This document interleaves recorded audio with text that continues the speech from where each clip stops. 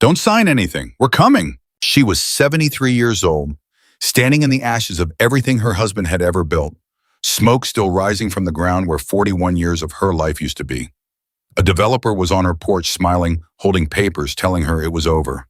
She had no money left, no garage, no proof, nothing but a phone call from a biker she had met once in the middle of the night who had made her one promise. She didn't know that promise was already moving across 4 states. She had no idea that 400 men were already on their way. There is a particular kind of woman that small towns will produce and then quietly forget about. She is not loud. She does not demand to be remembered. She wakes before sunrise, makes coffee, strong enough to strip paint pulls on her work boots, and gets to something. She fixes what is broken. She feeds whoever is hungry. She asks for nothing and somehow ends up giving everything. Evelyn Parker was exactly that kind of woman, and this is the story of what the world did when it finally noticed her. The garage had been there for 41 years. Her late husband, Roy Parker, had built it himself, board by board, starting with nothing more than a concrete slab, a borrowed set of tools, and the stubborn belief that a man could make something out of an empty stretch of Montana highway. Roy was not a dreamer. He was a doer. He did not talk about the garage he was going to build. He built it. And when it was done, he hung a hand-painted sign above the entrance, 2 words in thick black letters, Parker's Garage. Simple. No frills. Roy Parker to the bone. Roy died 11 years ago. Heart attack quick and without warning, the way the doctors say is merciful, but the people left behind never quite agree with. Evelyn had stood at the foot of that driveway for a long time after they took him looking at the garage, wondering what came next. The answer turned out to be exactly what Roy would have wanted. She rolled up her sleeves, wiped her eyes, and went to work. She had spent 4 decades watching Roy. She knew engines the way some women know recipes, not from a book, but from memory, from instinct, from years of standing beside someone who loved machines the way other men love music.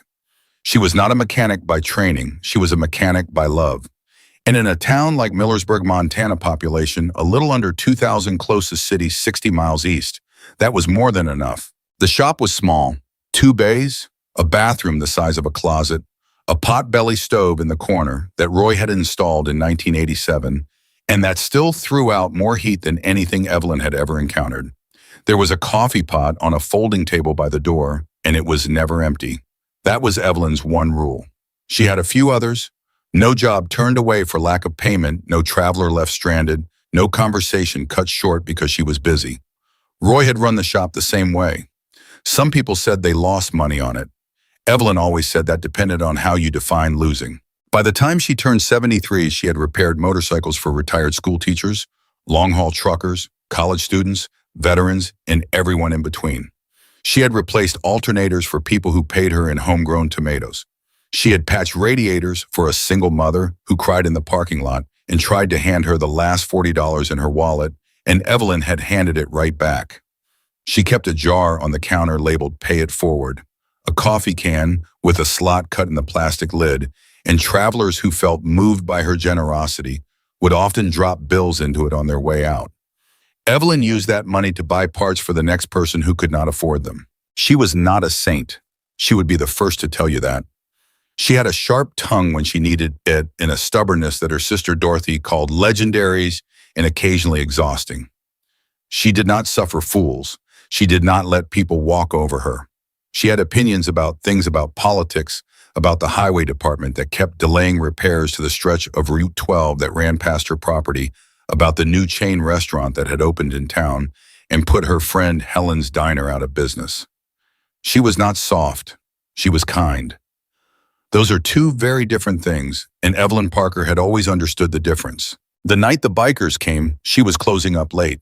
It was an October evening, the kind where the temperature drops so fast between sunset and dark that you can feel autumn becoming something colder and more serious.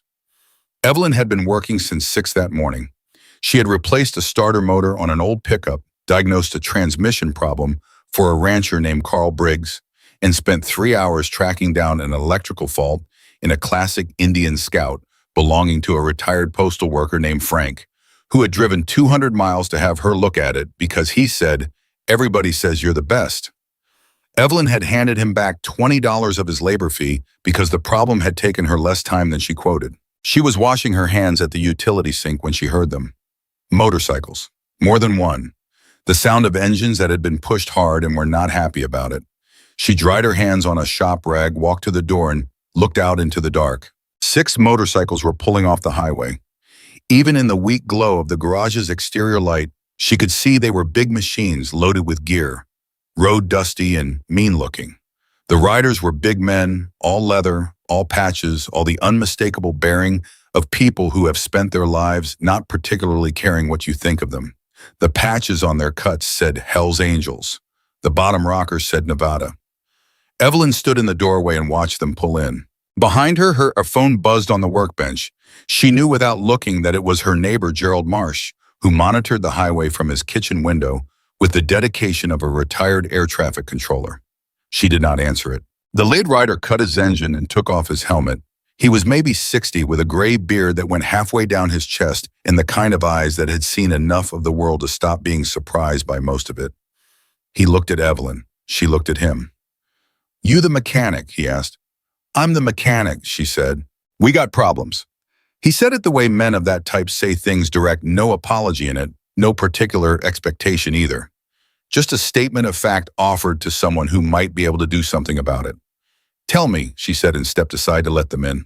His name was Kesel, Big Mason Carter, though nobody called him Mason except his mother when she was alive. Road captain, 22 years with the club. The other 5 men introduced themselves one by one. Bear Denny Two-Step, a quiet man with a prosthetic left hand they called Ghost, and the youngest maybe 35, who went by Ricochet, and who had the nervous energy of someone who has recently made a decision he is not entirely at peace with. What they had was a cascade of mechanical failures that would have made a lesser mechanic feel sorry for herself. 2 of the bikes had overheated, one had a blown primary chain, another had a fuel delivery problem that had been getting progressively worse over the last 100 miles. The 6th Ricochets had a rear brake issue that Cass described in flat tones as a situation that needs to stop being a situation before that boy kills himself. Evelyn walked around each machine. She crouched. She listened. She put her hand on things. She asked 3 or 4 questions. Then she stood up straight, looked at Cass, and said, "I can fix all of it. It's going to take most of the night." Cass looked at her for a moment. "You serious?" "I don't joke about mechanical failures," she said. "Do you want coffee first or after?" He almost smiled. "Before, during, probably after." "Good answer," she said. "Pull those 2 inside. The rest we'll get to." For the next 6 hours, Evelyn Parker worked. She worked the way she always worked, methodically, quietly, occasionally narrating what she was doing, in the way a doctor might explain a procedure, not because anyone asked, but because she found that people relaxed when they understood what was happening to their machine. The bikers, to their credit, were good company. They did not hover. They did not second guess. Bear helped her move things when she needed an extra set of hands. Ghost turned out to have a background in electrical systems and offered useful observations twice. The others sat near the stove, drank coffee, and talked in low voices. Around midnight, Cass came to stand beside her where she was working on the primary chain. He watched her for a while. "You do this alone?" he asked.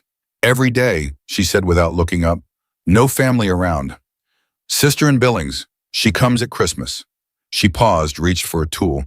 "Roy, that was my husband. He passed 11 years ago. It's been me in the shop since." Cass was quiet for a moment. "You're not afraid of us," he said. It was not quite a question. Evelyn glanced up at him. "Should I be?" He thought about that. "Most people are." "Most people let fear make decisions for them," she said. "I got past that a while back. You needed help. I have the ability to help. That's the whole equation as far as I'm concerned." She went back to work. "Hand me that torque wrench." He handed it to her. At 2:30 in the morning, she wiped her hands and said, "You're done, bum." All 6 motorcycles, every single one. She had not cut corners. She had not done the minimum. She had done it right the way Roy always said things should be done, as if the machine had a right to be treated with respect. Cass reached into his jacket. He pulled out a thick fold of bills. "Name your price," he said. "Whatever it is, we'll cover it." Evelyn shook her head. "Put that away." He frowned. "We're not a charity case." "Nobody said you were. Put it away." "Ma'am." "Cass." She said his name the way a teacher says the name of a student who is about to make a mistake they will regret. Patient, firm, final. I don't run that kind of shop. Never have. Roy didn't either. You were stranded. You needed help. I helped. That's what we do here. She looked at him steadily. But if you want to do something for me, if it really bothers you to leave without doing something, then I'll tell you what Roy always said. Cass waited. He said if someone helps you when you're broken down and you can't pay them back, pay it forward. Somewhere down the road, you'll find someone who needs it. Help them the way you were helped. That's all. The garage was quiet except for the wind against the walls and the soft ticking of cooling metal. Cass looked at her for a long time. Then he nodded once slowly, the way a man nods when something has landed somewhere deeper than he expected. All right, he said. All right. They left before sunrise. Evelyn stood in the doorway and watched the taillights disappear around the curve of Route 12. She poured the last of the coffee down the sink, turned off the lights, and went inside to sleep. She had no idea that 6 men were riding away carrying something far more important than fixed motorcycles. They were carrying her words, and those words were about to travel farther than she could possibly imagine.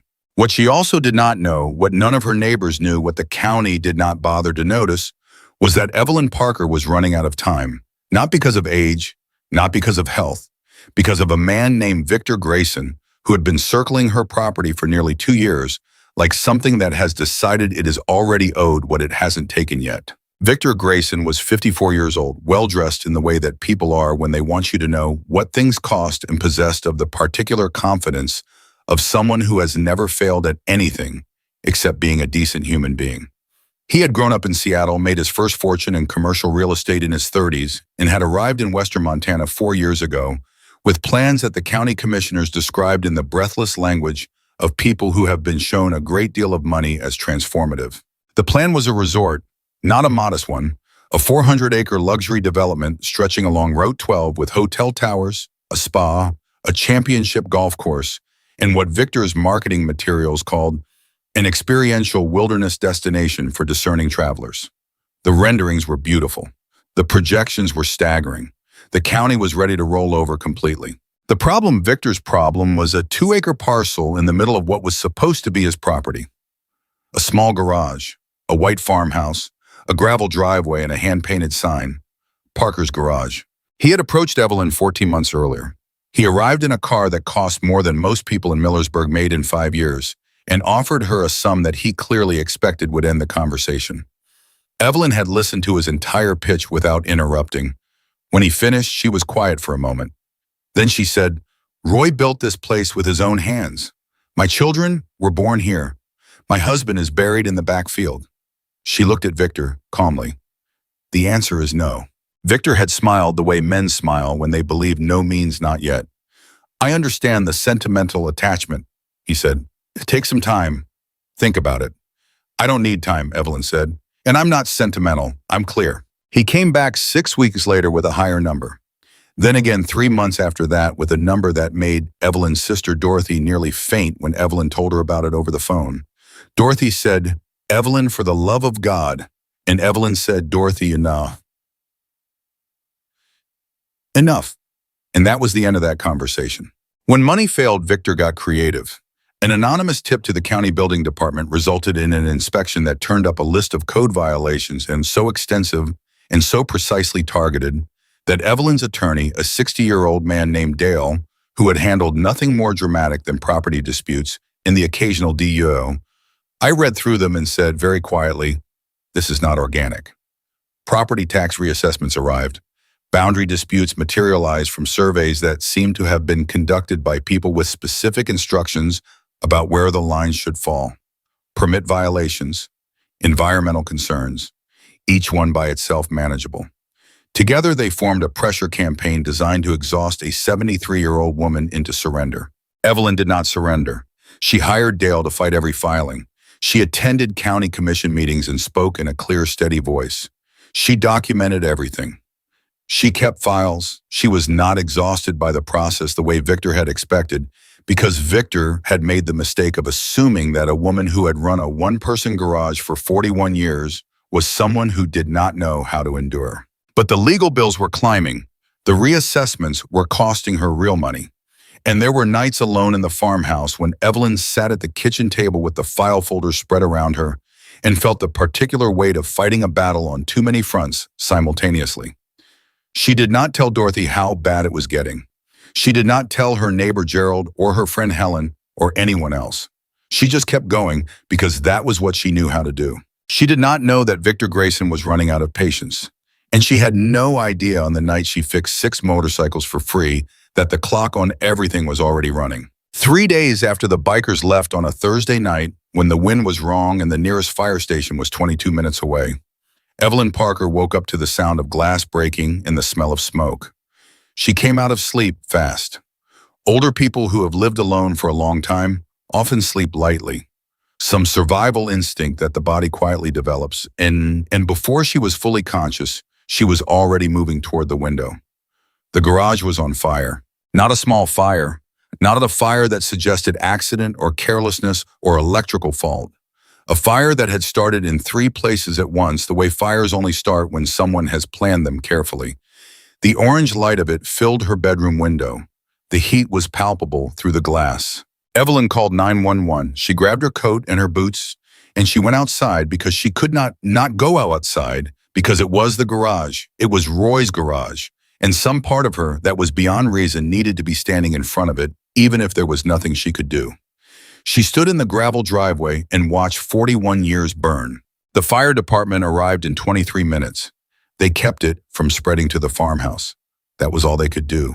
By the time the sun came up, the garage was a foundation surrounded by charred wreckage and the smell of everything gone. Evelyn stood in the smoke and the ash, still wearing her coat over her nightgown, and she did not cry. She did not cry because the grief was too large for crying.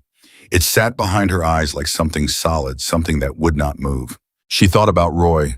She thought about the morning he had poured that concrete slab, coming inside at noon with cement dust in his hair, eating lunch at the kitchen table, and telling her about every problem he had encountered and exactly how he had solved each one. She thought about the hand-painted sign.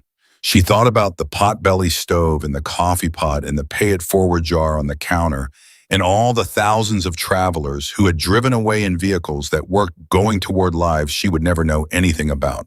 She stood there until her neighbor Gerald found her and gently took her by the arm and walked her inside.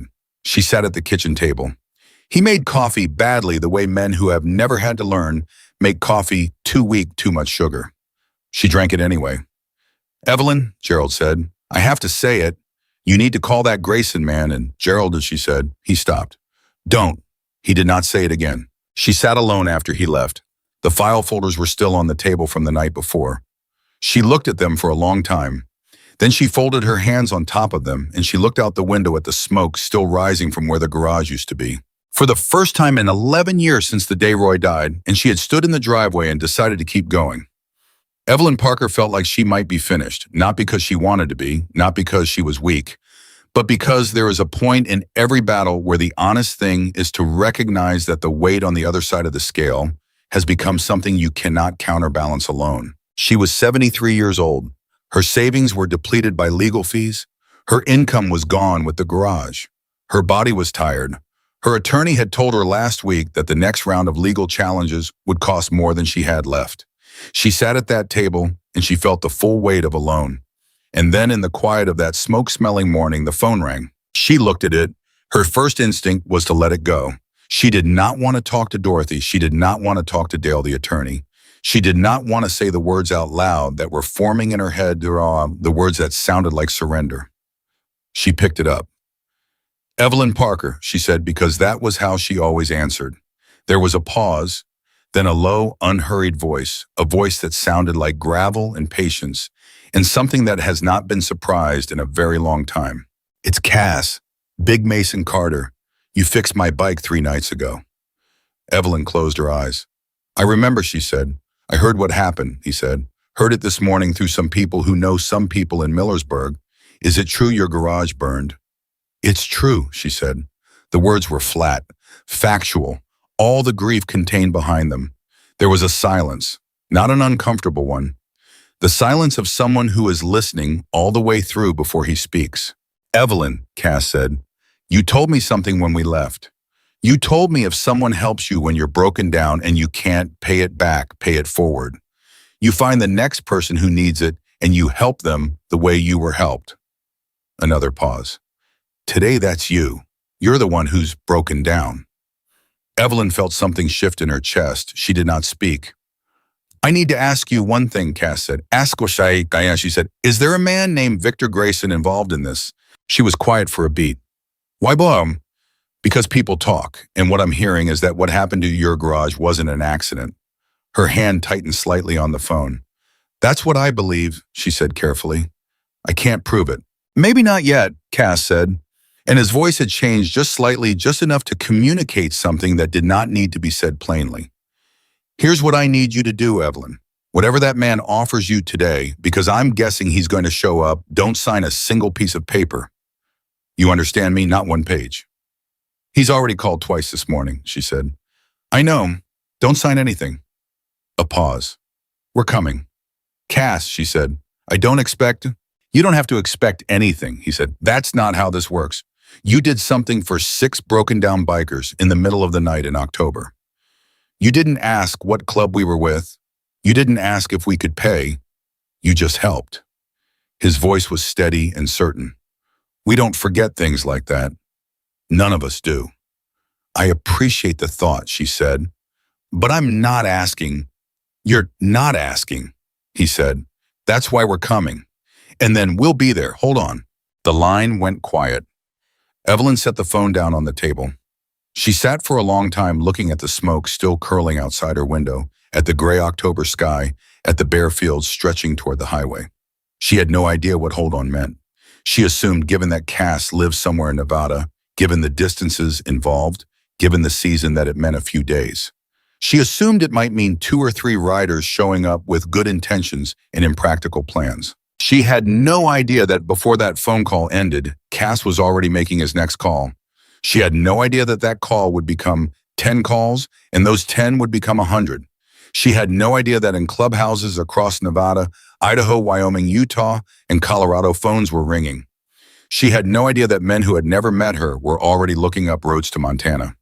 She had no idea that somewhere on the interstate that morning, a convoy was already beginning to form. But none of that had arrived yet. What had arrived was Victor Grayson's car pulling into her driveway. He stepped out looking rested, polished, and precisely as satisfied as a man looks when he believes the last obstacle between him and what he wants has finally removed itself. He walked up to her porch. He knocked on the door.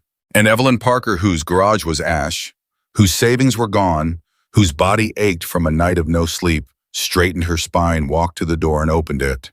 She looked at Victor Grayson. She said, I'm not signing anything today. His smile flickered. Evelyn, I think we both know that. I said, she repeated in the voice of a woman who has fixed broken things in the dark for 41 years and has not once been talked out of anything she decided, I am not signing anything today. She looked at him steadily, and for the first time, Victor Grayson did not quite know what to say. Victor Grayson was not a man who accepted the word no as a final answer. He accepted it as an opening position, a negotiating posture, the first move in a game he intended to win. He had built an entire career on the principle that every no had a price attached to it, and the only question was whether you were willing to find that number. He believed this about contractors, about zoning boards, about county commissioners, and about 73-year-old widows standing in the doorways of burned-out properties. What he had not counted on, what nothing in his experience had prepared him for, was a woman who was not negotiating at all. Evelyn held the door open just wide enough to make it clear he was not being invited inside. She looked at him the way she had looked at 1,000 broken machines over the years, not with hostility, but with a clear-eyed assessment that asked, without words, exactly what she was dealing with and whether it was worth her time. Victor adjusted. He softened his face into something that was designed to look like concern. Evelyn, he said, and his voice had that particular warmth of a man who has practiced warmth until it sounds almost real. I heard about the fire. I'm so sorry. That must have been devastating. It was, she said. I can only imagine what you're going through right now. He paused, letting the silence do its work, which is exactly why I wanted to come by personally, not as a businessman, just as a neighbor. You're not my neighbor, Evelyn said. You own property 12 miles from here. Victor smiled patiently. Figure of speech. I know what it is, she said. What do you want, Victor? He reached into the inside pocket of his jacket and produced a folded document. Clean white paper dense with print. The kind of document that has been prepared by people who are very good at making things look inevitable. He held it out toward her. I had my attorneys revise the offer this morning. In light of everything that's happened, I want you to know that I'm being more than fair. Evelyn did not take the paper. She did not look at it. She kept her eyes on his face. I told you on the phone, I'm not signing anything today. A flicker. Not quite irritation, Victor was too controlled for that, but something adjacent to it moved across his features and was gone just as fast. I think if you look at the numbers aren't the issue, she said. They never were. Evelyn? His voice dropped, became lower, more private, the voice of someone offering you the real truth as opposed to the public version.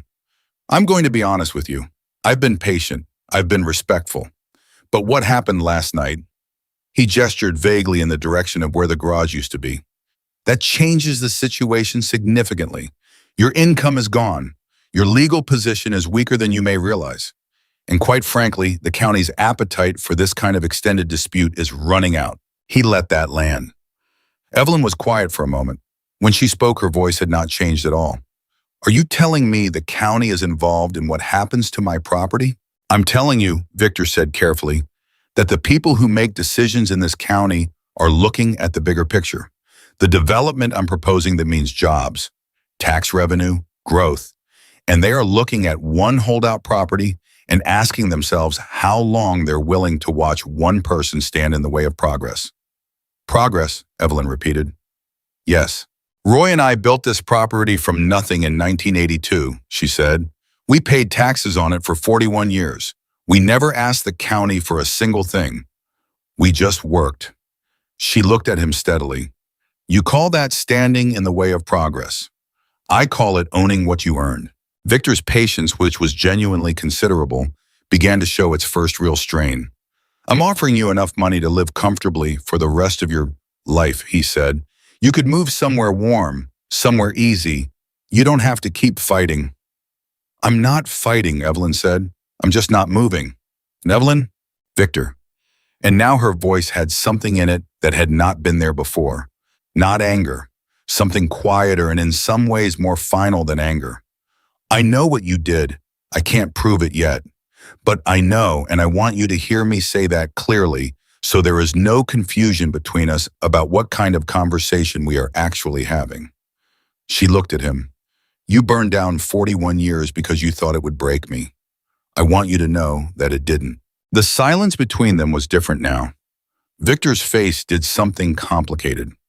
The warmth drained out of it completely, and what was underneath was not exactly cold, it was controlled.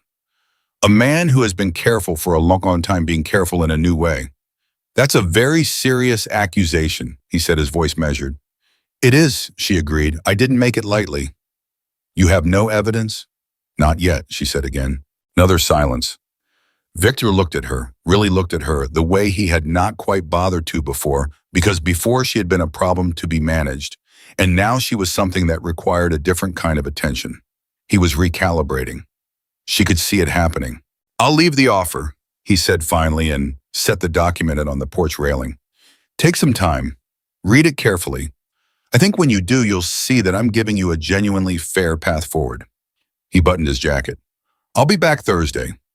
You can come back Thursday, Evelyn said. My answer will be the same. He walked back to his car. He did not look back, which told her more than if he had. She watched him drive away. Then she picked up the document from the railing, went inside and put it on top of the file folders on the kitchen table without opening it.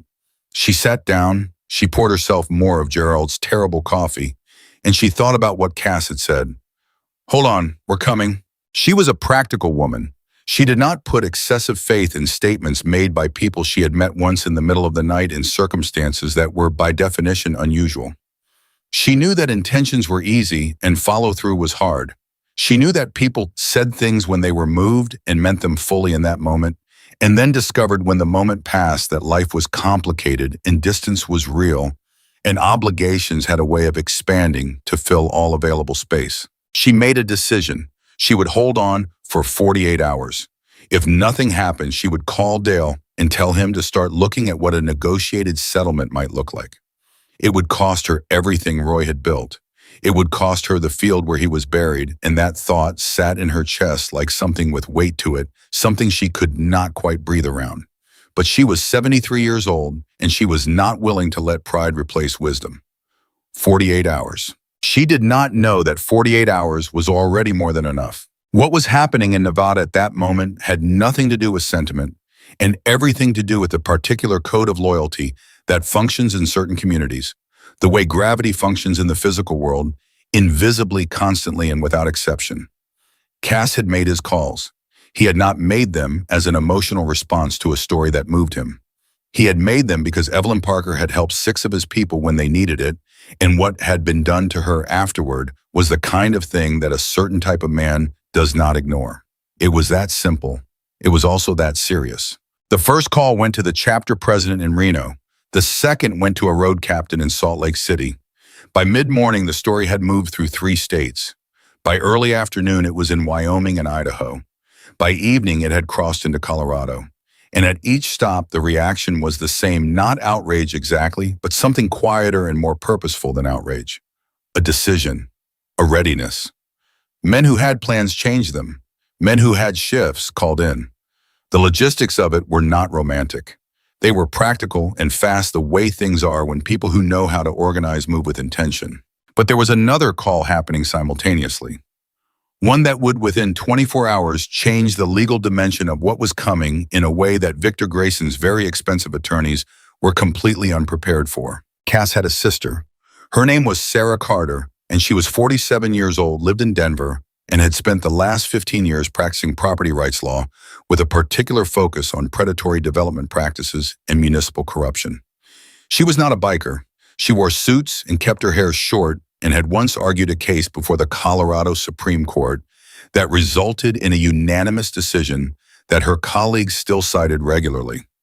She and Cass had a complicated relationship built on mutual respect, genuine love, and a long-standing agreement not to talk about each other's professional choices at family dinners. Cass called her at 11:30 that morning. He did not lead with the emotional version. He gave her the facts. Old woman, 2-year pressure campaign, suspicious fire, developer with county connections, documents she hadn't been able to get independent eyes on, a buyout offer sitting unsigned on a kitchen table in Millersburg, Montana. Sarah listened without interrupting. When he finished, she was quiet for a moment. Then she said, "Send me everything you have, everything she has, whatever her current attorney has filed, whatever the county has sent her, the reassessments, the permit violations, all of it." "I can get it," Cass said. "Do it today," she said. "I'll clear my calendar for Thursday." A pause. "Cass?" "Yeah. If what you're describing is accurate, if this developer has county officials involved, if that fire was arson, this isn't just a property dispute. This is criminal." Her voice was precise. "I want to look at everything before I say anything more. But I want you to know that if it's what it sounds like, I'm not going to let this go." "That's all I needed to hear," he said. "Don't do anything dramatic before I get there." He was quiet for exactly long enough to communicate that dramatic might already be in progress. "Cass, drive safe," he said and hung up. The next 36 hours in Millersburg, Montana passed in a particular kind of tension that Evelyn experienced mostly in her kitchen, sitting with her files and her bad coffee and the unopened buyout offer while Gerald checked on her every 2 hours with the nervous dedication of a man who did not know what else to do. Dorothy called from Billings on Tuesday morning, and Evelyn told her everything which she had not done before, and Dorothy went very quiet in the way that people go quiet when they are frightened and trying not to show it. "Come stay with me," Dorothy said. "Just for a little while. Let Dale handle—" "I'm not leaving Roy's property," Evelyn said. "Evelyn, the garage is gone." "The land isn't," Evelyn said. "Roy is buried on that land. I'm not leaving." Dorothy knew better than to push. But before she hung up, she said quietly, "I'm scared for you." "I know," Evelyn said. "I'll be okay." She said it the way you say things when you are not entirely certain they are true, but you need them to be. On Tuesday night, 2 things happened that Evelyn did not know about. The first was that Victor Grayson made a phone call to a man whose name would eventually appear in federal court documents in which he apparently discussed the timeline of certain property acquisitions and the need to, in his words, accelerate the resolution of outstanding complications. The call was recorded, not by law enforcement, not yet, but by a private investigator who had been quietly retained by Sarah Carter before she even arrived in Montana, because Sarah Carter had learned in 15 years of property rights litigation that you do not wait for the right moment to gather evidence. You gather it while you still can. The second thing that happened was that the first group of riders crossed into Montana. They came in the dark, which was not by design, but simply because the distances were what they were, and they had left when they could leave. There were 11 of them in that first group out of Nevada, and they stopped at a gas station 20 miles south of Millersburg just after midnight to fuel up and check the route. The woman working the counter looked at 11 Hells Angels at midnight and reached for the phone under the register.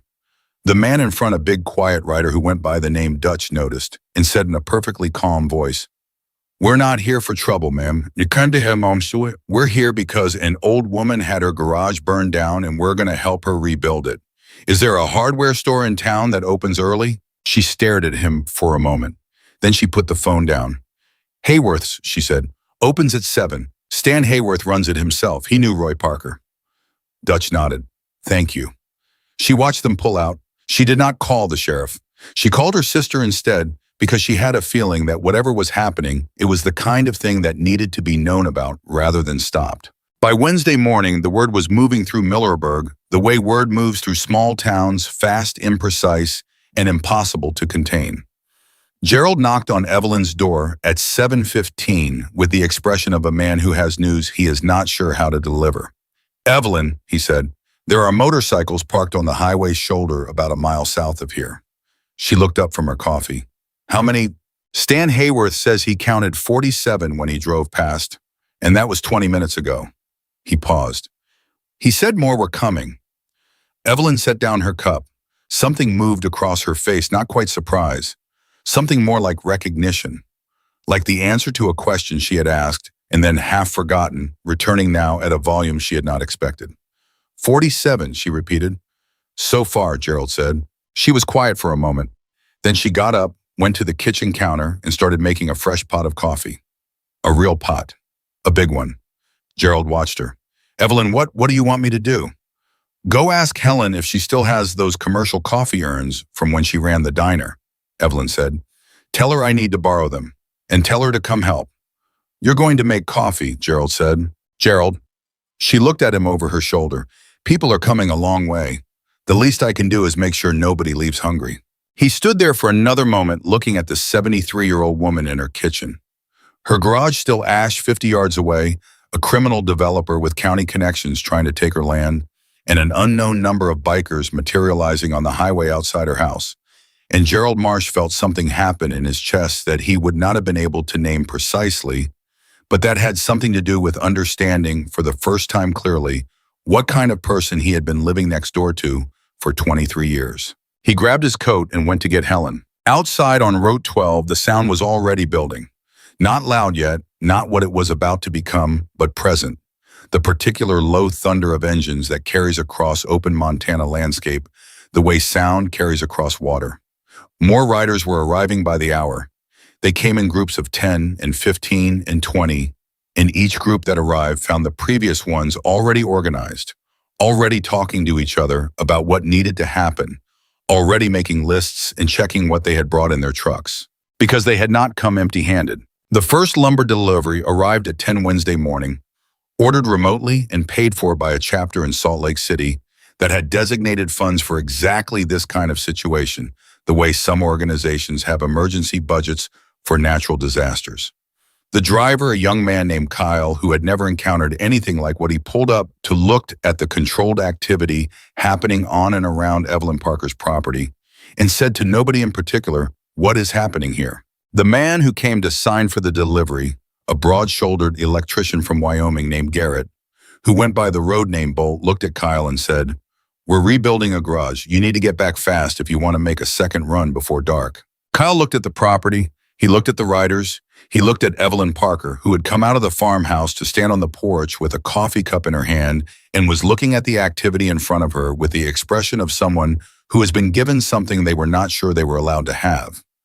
He looked back at Garrett. I can make 2 more runs today, Kyle said. What else do you need? That was how it went. One offer at a time, one person at a time. People from Millersburg who had heard the news began to show up, not just to watch, but to help because a small town knows its own, and Evelyn Parker had fixed the car of nearly everyone in a 20-mile radius at some point, and the sight of what was rising from her burned-out property did something to people that they did not quite have words for. Helen arrived with the coffee urns and immediately organized a food situation with the efficiency of a woman who had run a breakfast counter for 30 years. Stan Hayworth from the hardware store drove over personally and offered everything in his stock at cost. The county somehow had not yet appeared to object to any of it. Victor Grayson arrived at 11:15. He turned his car into the driveway, got halfway up the gravel and stopped. He sat behind the wheel and looked at what was in front of him. Dozens of motorcycles, trucks full of materials, men working on a foundation, a growing crowd of townspeople. And at the center of it all, a white-haired woman on a porch pouring coffee, and something shifted in his face that was not quite fear, but was adjacent to it. The look of a man who has built an elaborate structure and is just beginning to register that the ground beneath it may not be what he assumed. He reversed out of the driveway and sat on the highway shoulder for 4 full minutes. Then he pulled out his phone and called his lead attorney, a man named Horton, who picked up on the second ring. "We have a situation," Victor said. "What kind of situation?" Horton said. Victor watched a flatbed truck turn into Evelyn's driveway carrying what appeared to be roofing materials. He watched 2 men in Hell's Angels cuts directed to the right spot with the casual authority of people who have organized large things before. He watched Evelyn come down off the porch and say something to a big, gray-bearded man cast, though Victor didn't know his name yet. And he watched the big man laugh, and he watched Evelyn almost smile. "The kind," Victor said slowly, "that doesn't respond to money." Horton was quiet for a moment. "That's not generally the kind we plan for." "No," Victor said, "it is not." He drove away. For the moment, there was nothing else to do. The situation on that property was beyond any legal instrument he currently had available, and he was smart enough to know that attempting to escalate physically against what was now assembled on Route 12 would be the single most catastrophic decision he had ever made. But Victor Grayson did not give up. He adapted. He made more calls. He reached out to a contact at the county assessor's office. He reached out to someone at the sheriff's department. He was building something new, a different kind of pressure one that he believed would work where the old kind had failed. He had no idea that the phone calls he was making were already being documented. He had no idea that Sarah Carter had arrived in Millersburg 40 minutes earlier, had introduced herself to Evelyn Parker with a firm handshake and 2 words via "I'm Cass's sister," and was already sitting at the kitchen table with every file Evelyn owned reading with the focused attention of someone who has been trained to find exactly the kind of thing that Victor Grayson had been very careful to bury. And he had absolutely no idea what she was about to find. Sarah read for an hour without speaking. She made notes. She asked Evelyn 2 questions. One about the timeline of the first inspection. One about which county official had personally delivered the tax reassessment notice, and then went back to reading. Evelyn made more coffee and left her to it because she recognized the look of a person doing serious work, and she had enough respect for serious work not to interrupt it. At 12:47, Sarah Carter looked up from the papers and said, "Evelyn." Evelyn turned from the counter. "What did you find?" "3 things, Sarah said. Her voice was steady and precise. "The boundary survey that initiated your property dispute was conducted by a firm called Western Land Solutions. That firm's operating license is registered to a holding company. That holding company has Victor Grayson's name on the founding documents." Evelyn's grip tightened slightly on her coffee cup. "The tax reassessment was signed off by a county assessor named Robert Dills," Sarah continued. "Robert Dills' wife works for Grayson Development Group. She has for 14 months.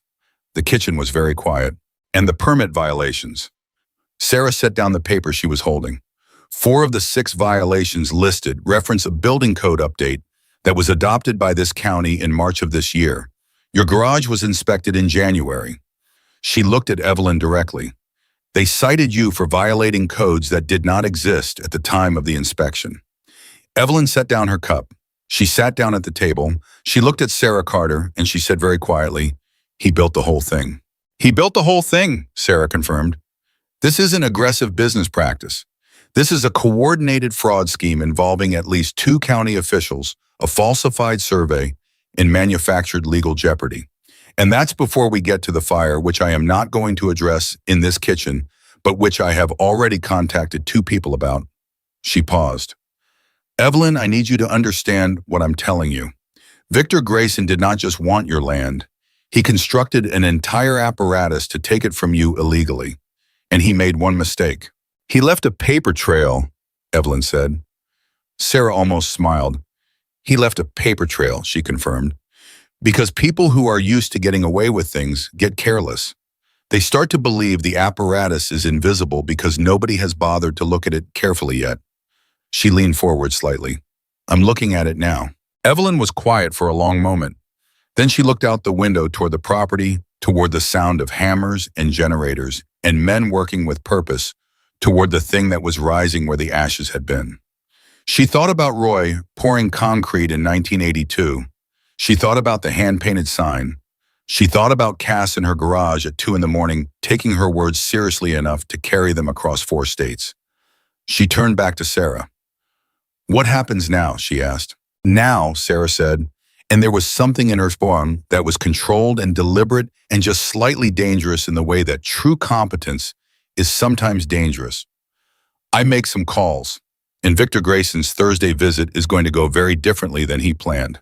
Outside, the engines hummed and the hammers swung, and the new walls rose board by board from the ground that Roy Parker had claimed with his own hands 41 years ago on a stretch of Montana highway, where a woman who never turned anyone away had lit a match, not knowing it, that was now burning in directions she could not have predicted and could not have stopped even if she had wanted to. She did not want to stop it. She got up, went to the stove, and started making soup, because people were working, and nobody in Evelyn Parker's world worked without eating. The soup was on the stove, and Sarah Carter was on the phone when the first call came in that changed everything about Thursday. Sarah had stepped into the hallway off the kitchen, her voice low and precise, the kind of controlled tone that trial attorneys use when they are talking to people who matter, and every word is being measured before it leaves the mouth.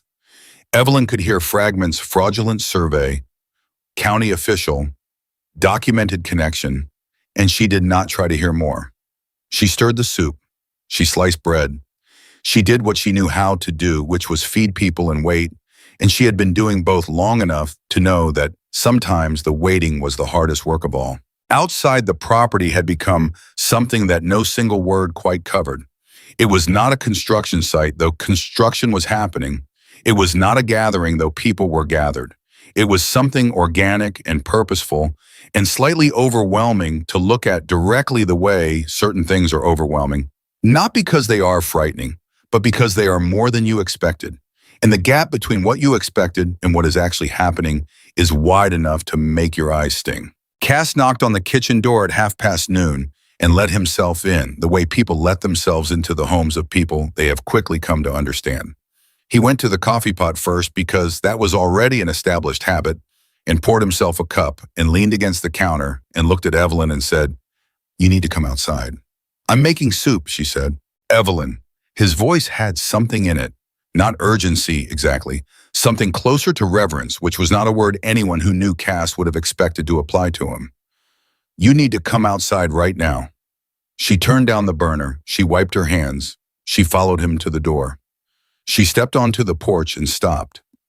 The highway was full. Not the driveway, not the shoulder. The highway itself, as far as she could see in both directions, was a river of motorcycles moving at a steady pace toward her property. The sound of them was something physical, not just heard, but felt a low rolling vibration that came up through the porch boards and into her feet and moved through her chest like a second heartbeat. She had heard motorcycle engines her entire adult life. She had never heard anything like this. She counted, tried to count, and stopped because counting made no sense. There were too many.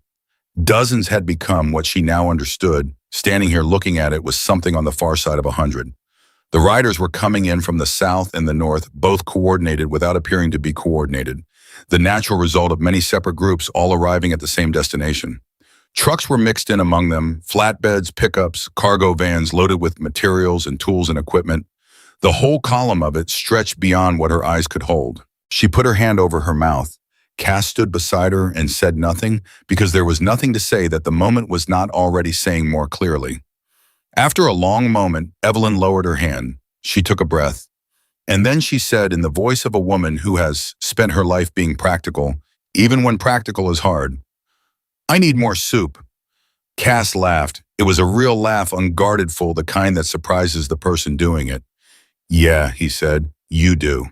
Helen appeared at the bottom of the porch steps at that exact moment, already pulling out her phone. "I'm calling the Millersburg Community Church kitchen," she said. "They have 4 industrial stoves, and Pastor Reed owes me a favor from 2019 that I have never collected." She was already dialing. "Evelyn, this is not a soup situation anymore. This is a feeding an army situation, and I have handled feeding armies before." "The diner," Evelyn said. "The diner," Helen confirmed, phone to her ear. 22 years, I know what I'm doing." She turned and walked back toward the activity, already talking into the phone with the brisk authority of a woman for whom logistics were a native language. Gerald appeared next, slightly out of breath, with the expression of a man who has been having a very full morning. "The sheriff called," he said to Evelyn, slightly lowering his voice. She looked at him. "And he wants to know if there's going to be trouble." "Tell him no," Evelyn said. "I did. He wants to know if he needs to—" I think the word he used was manage the situation. Cass turned to look at Gerald with an expression that was entirely neutral and somehow still communicated quite a lot. Gerald registered it clearly. "I'll tell him it's being managed," Gerald said, and went back inside to make the call. What was happening on Route 12 was by any measure extraordinary, but what was happening inside Victor Grayson's Wednesday afternoon was something else entirely, and it was moving faster than he knew. Sarah Carter made 7 calls between noon and 2 o'clock. 3 of them were to attorneys. One was to a private investigator who had been documenting Victor's property acquisitions for the past 6 weeks. One was to a former county employee who had left the assessor's office 8 months earlier and who, when Sarah explained that she was looking into the reassessment process for the Parker property, went very quiet and then said in a careful voice, "I've been waiting for someone to call about that." Her name was Margaret Olson. She was 58, had worked in the county assessor's office for 19 years, and had resigned without explanation the previous February. She met Sarah at a coffee shop in the next town over, 40 minutes from Millersburg, at 2:30 Wednesday afternoon. She brought a folder. Sarah opened the folder and read for 6 minutes without speaking. When she looked up, her face was composed, but something behind her eyes was moving fast. "You kept copies," Sarah said. "I kept copies," Margaret said, "because I knew that if I left without taking them, there would be nothing left to find later.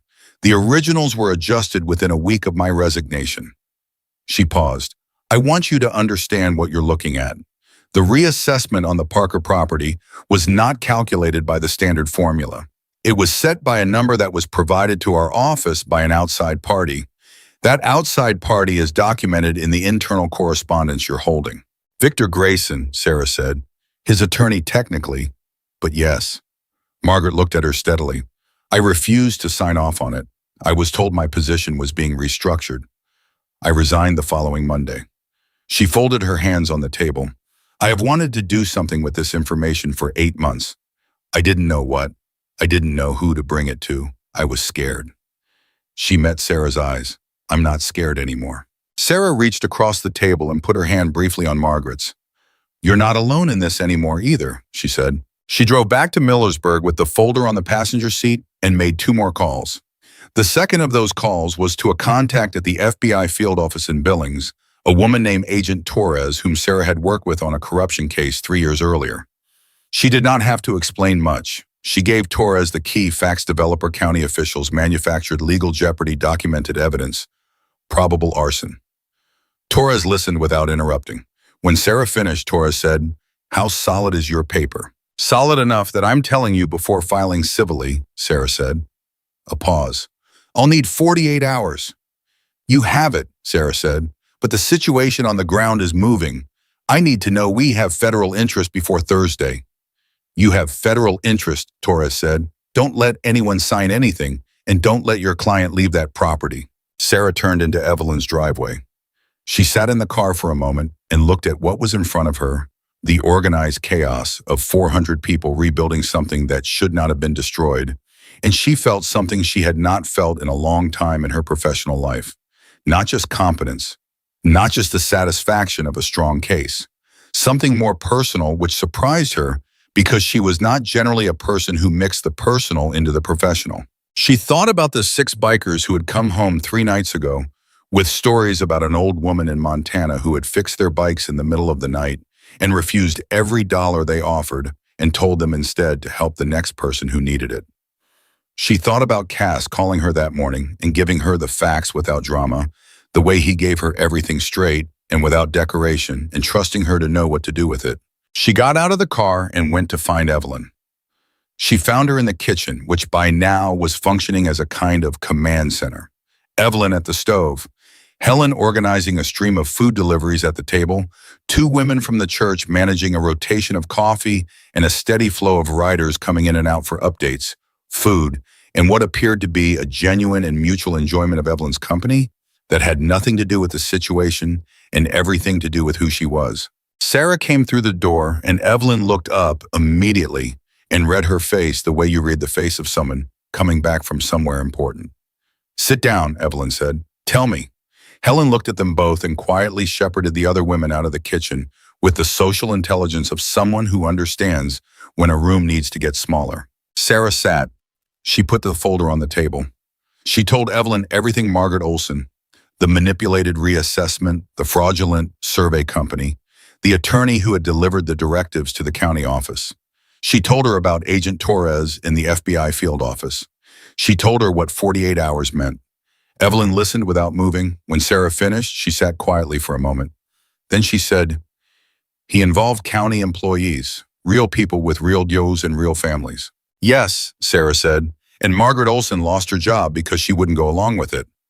"Yes." Evelyn nodded slowly. Something was working its way through her expression that was not triumph and not vindication, and not the particular satisfaction of being proven right. It was something more complicated, the recognition that the thing that had been done to her had been done by a system, not just a man, and that other people had been damaged by that system in ways she had not known about while she was fighting her own piece of it alone. "Is she all right?" Evelyn asked. "Margaret." Sarah blinked just slightly because the question was not what she had expected. Yes, she has another job now. She's okay." "I want to meet her," Evelyn said.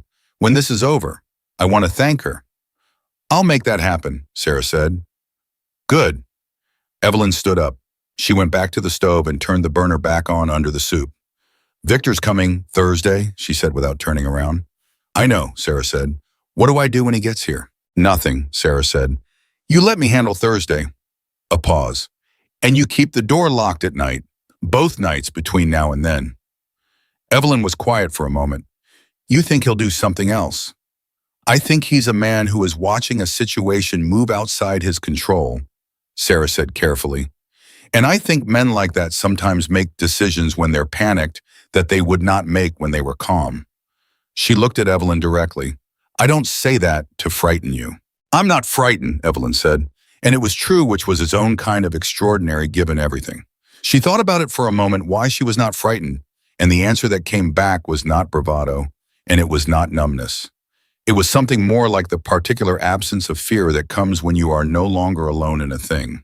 The weight was the same, the situation was the same, but the weight was distributed now across so many sets of hands that her portion of it had become something she could carry without bending. She could hear them outside, the hammers, the generators, the sound of voices calling to each other across the property and the organized shorthand of people who know what they are doing and are doing it together. She could hear beneath all of it the low, settled presence of the motorcycles parked along the highway, standing in rows like something that had decided to stay. She ladled soup into a large pot. "Take this outside," she said to Helen, who had reappeared in the doorway, "and tell them there's more coming." The afternoon moved quickly after that. Word of what was being built and of why it was being built had spread beyond Millersburg by 3 o'clock. A local news station sent a camera crew. 2 regional newspapers made calls. A woman who ran a popular community Facebook page for Western Montana posted a photograph of the highway full of motorcycles with a caption that said simply, "This is what showing up looks like." The post was shared 42,000 times by midnight. Victor Grayson saw the post at 7 Wednesday evening. He was sitting in his hotel room in Missoula, 50 miles from Millersburg, and the phone in his hand went still, and his face went the particular color of a man who was beginning to understand that the walls of a room he thought he controlled have moved significantly since he last checked. He called Horton. "Have you seen what's happening?" "I've seen it," Horton said. He sounded careful in the way that attorneys sound careful when they are calculating exposure. "This is organized trespassing," Victor said. "We can get an injunction." "Victor." Horton's voice was flat. "They are rebuilding a structure on property she owns. There is nothing to enjoin. They have every right to be there. The road is about this. The road is a public highway. I'd strongly recommend not trying to use law enforcement to disperse this because the optics of that are..." He paused. "Victor, do you understand how many people have seen that photograph?"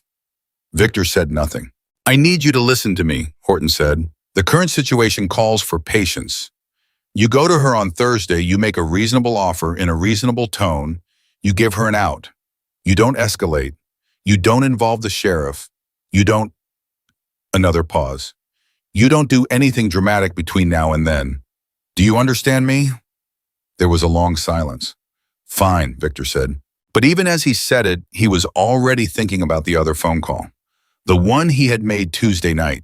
He was thinking about whether that call had been recorded and telling himself it had not been, and knowing somewhere in the part of himself that he generally chose not to consult that he was not certain. What was happening in Millersburg while Victor sat in his hotel room, second-guessing himself, was the thing that Evelyn would think about later in the weeks and months after all of it, as the part of the story that she could not quite explain to people.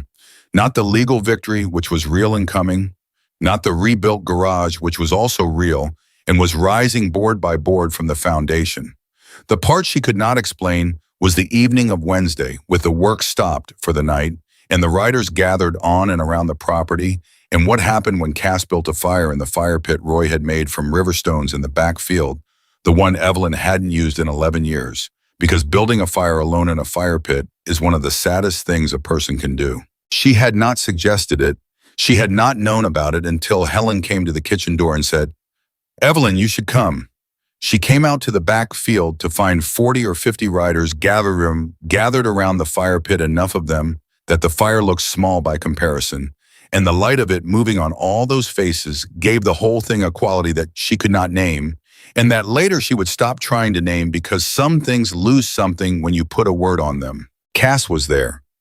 Ghost was there with his prosthetic hand resting on his knee and his quiet face turned toward the fire. Bear, who had helped her move parts at 2 in the morning in a cold October garage, was there.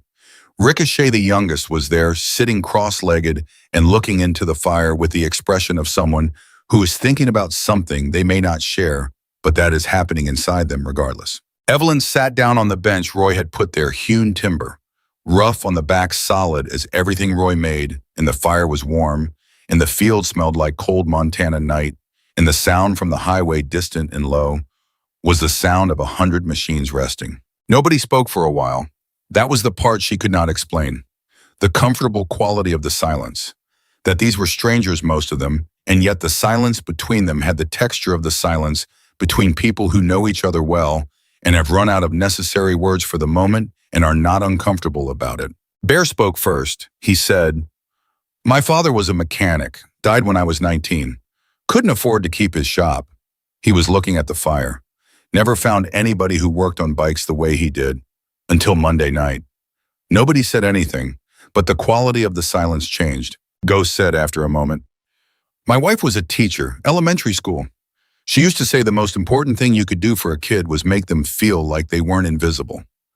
Like somebody saw them." He paused. "I think that's what you do, ma'am. You see people." Evelyn did not speak for a moment.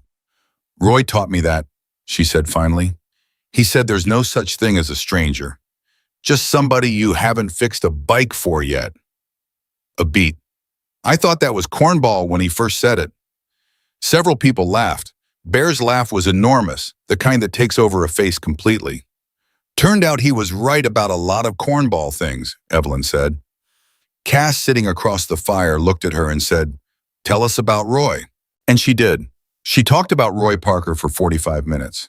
She talked about the concrete slab and the hand-painted sign and the potbelly stove he had installed in 1987, and the way he made coffee too strong, always too strong, the way coffee was meant to be, he always said. She talked about the time he had stayed up all night repairing a trucker's rig for free because the man had a wife in labor in the next state and every hour mattered.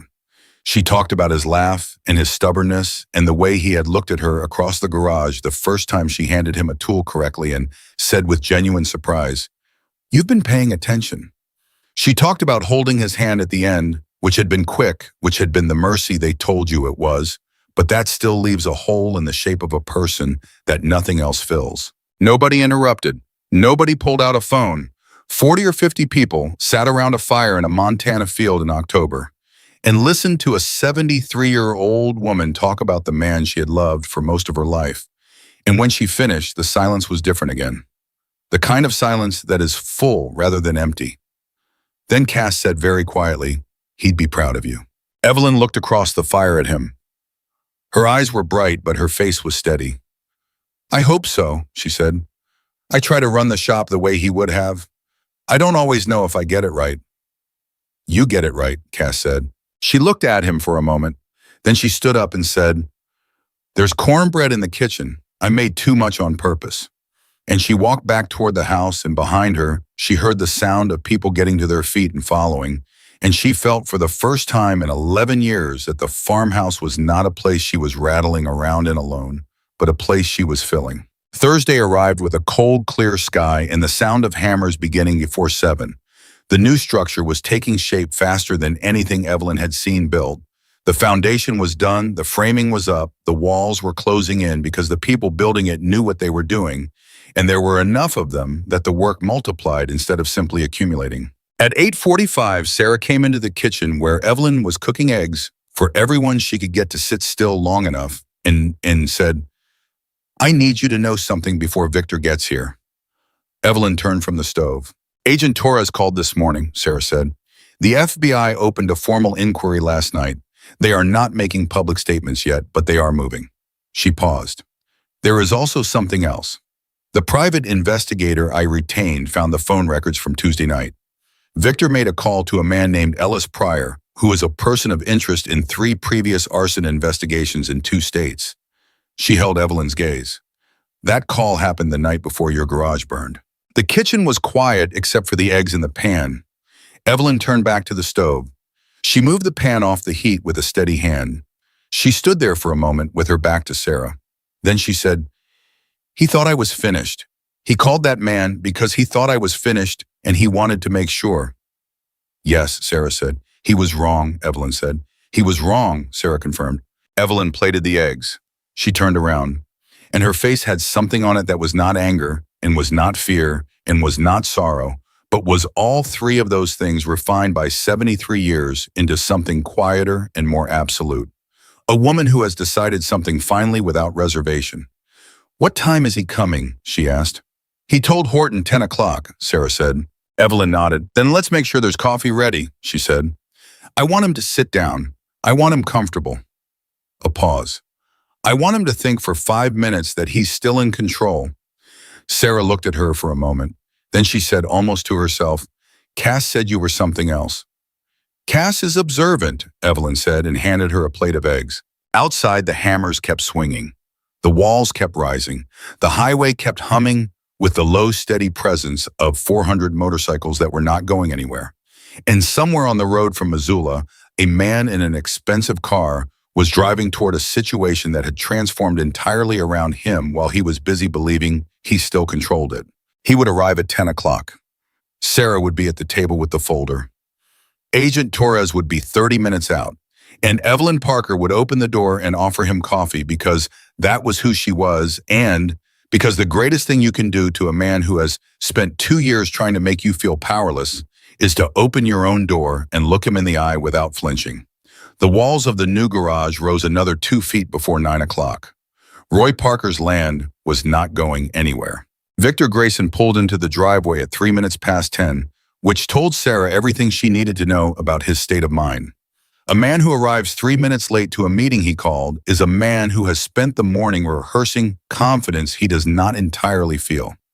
She had seen it in courtrooms 100 times.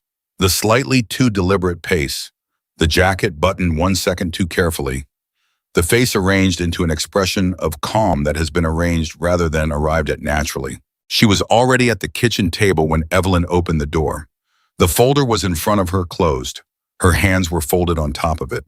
She had positioned herself so that Victor would see her the moment he stepped inside, and so that he would have to walk past the window that looked out onto the property, past the walls of the new garage, rising past the riders, working past the trucks and the materials, and the 400 people who had decided that this particular piece of Montana ground was worth showing up for.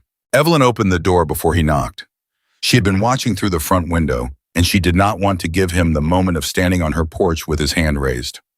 Small things. Roy had always said that small things were the architecture of big outcomes. Victor, she said. He stopped.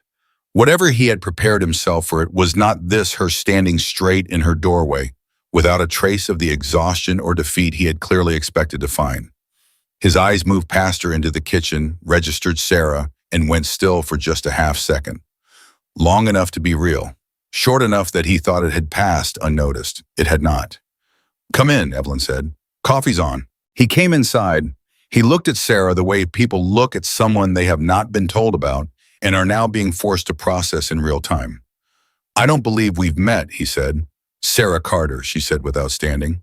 "I'm Evelyn's attorney." Victor's expression shifted just slightly. "I was under the impression that Dale Furston represented—" "Dale is handling the civil filings," Sarah said. "I've been brought in for the federal dimension."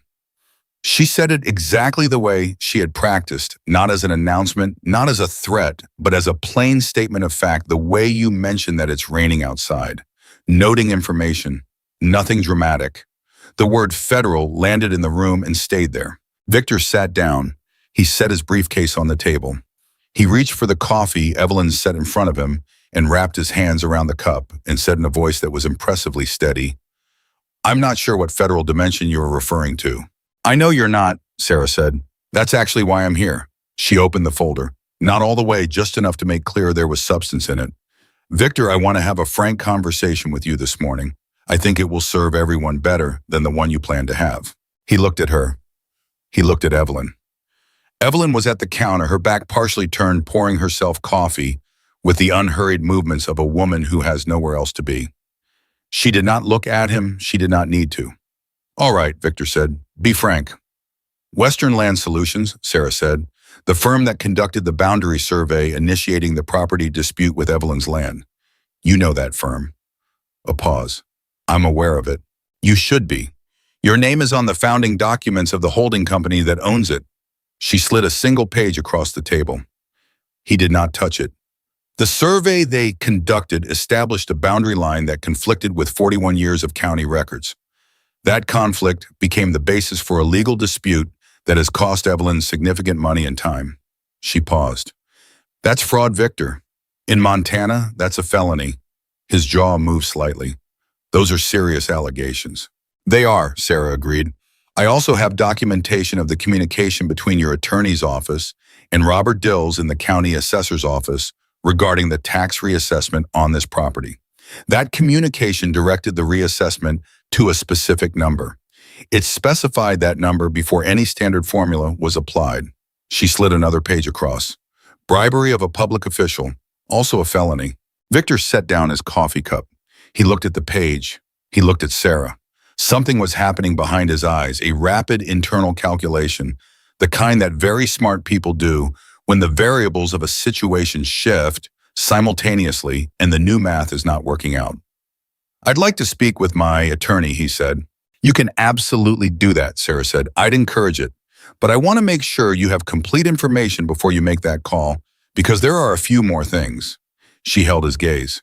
"Tuesday night, you placed a phone call to a man named Ellis Pryor. That call was made from your cell phone to his cell phone and lasted 11 minutes. Ellis Pryor has been a person of interest in 3 arson investigations in 2 states. The call was made the night before Evelyn's garage burned." She let that sit for exactly 3 seconds. "The FBI field office in Billings opened a formal inquiry into that fire yesterday. They are not making public statements, but I want you to understand that I am aware of the inquiry, and I wanted you to be aware as well." The kitchen was very quiet. Outside, a hammer struck wood. Then again, the steady rhythm of work continuing indifferent to what was happening inside. Victor's face had gone through several things in the last 2 minutes. It was now somewhere that was not quite pale, but was approaching it, the particular color of a man who believed he had been careful and is discovering piece by piece the specific ways in which he was not. This is he started. Victor. Sarah's voice was not unkind. It was precise in the way of someone who has learned that kindness and precision are not opposites. I'm not here to perform for you. I'm here because Evelyn deserves to have someone in this room who knows exactly what is in this folder and is not afraid of you. She closed the folder. Here is what I am offering you as a professional courtesy before this moves entirely out of the hands of anyone in this room. You have an opportunity today to contact Agent Torres at the FBI field office voluntarily. You have an opportunity to get ahead of this rather than be overtaken by it. I'm not in a position to promise you anything about how that changes your situation. That's not my role. But I can tell you that in 15 years of property rights litigation, the people who moved voluntarily did significantly better than the people who waited to be moved. Victor was still for a long moment. He looked at the folder. He looked at his hands around the coffee cup. Then he looked at Evelyn, who had turned from the counter and was now watching him with her clear, steady, absolutely unintimidated eyes. You recorded our conversations, he said. Not an accusation, almost a question. I didn't need to, Evelyn said. You left a paper trail. He said nothing. Victor, Evelyn said, and her voice had shifted, not softer but different, the way a person's voice shifts when they are moving from one mode into another. I want to ask you something, not for legal purposes, just because I want to understand. She came to the table and sat down across from him. She folded her hands. Did you ever think about what you were doing, not the business part, the what you were doing to a person? He looked at her. He opened his mouth slightly and then closed it. Roy built this place, she said, with his hands. Every board. He is buried in that field out there. She did not point. She held his eyes. You hired someone to burn it down. I want to know if you thought about that, if it registered as a real thing, or if I was just a complication, a line item. Victor Grayson was not a man who had been asked questions like that by people he had wronged. He was a man who dealt in leverage, and the leverage of guilt was not a currency he had ever found useful or necessary. But something in the directness of what she asked, the complete absence of performance in it, the fact that she was genuinely asking and not attacking, did something to the room that his attorney's phone call or his federal exposure had not quite done. His voice when it came was different, quieter, stripped of something. I told myself you were being unreasonable, he said. That's what I told myself. I know, Evelyn said. That's the story people tell themselves. She looked at him for another moment. Then she stood up. Call your attorney, she said, and then call Agent Torres. Sarah will give you the number. She picked up her coffee cup. The offer to help stands Victor. I'll leave the coffee on. She walked out of the kitchen. Not dramatically. Just the way Evelyn Parker walked anywhere, straight-backed, unhurried, entirely certain of where she was going. Sarah watched Victor sit with what had just happened to him. She slid Agent Torres's card across the table. She did not say anything else.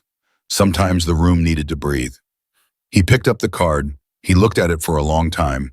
Then he reached into his pocket for his phone. Outside the walls of the new garage went up another foot. What happened in the next 4 hours moved with the speed and irreversibility of a river that has found its channel and does not intend to renegotiate the banks. Victor's attorney arrived from Missoula at noon and spent 40 minutes in the driveway on his phone before coming inside looking like a man who had recently received information that required significant reevaluation of several things simultaneously. At 1:15, Victor made a call to Agent Torres.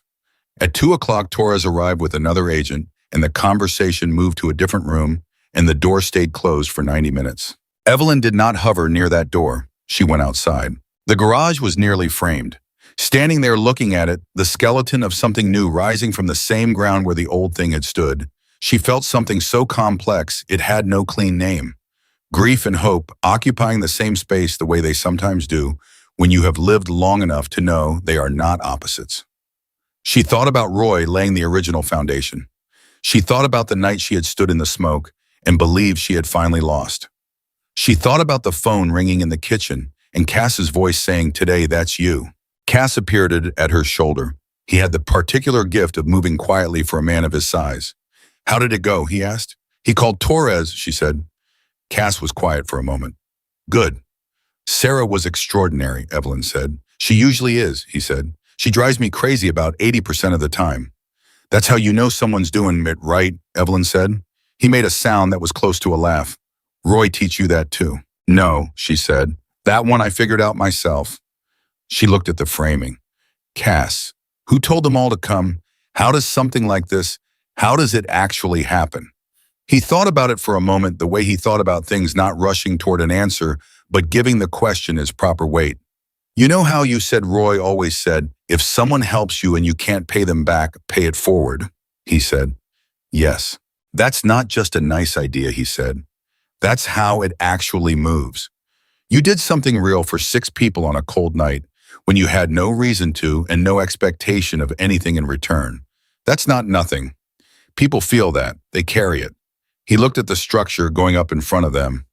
"When the word came out about what happened here, it didn't spread because people felt sorry for you. It spread because people felt something owed, and that's different." Evelyn considered that. "I didn't think of it as creating an obligation." "That's exactly why it worked," Kate Cass said. She looked at him. Then she looked back at the garage. "It's going to be bigger than the old one," she said. "Yeah," he said.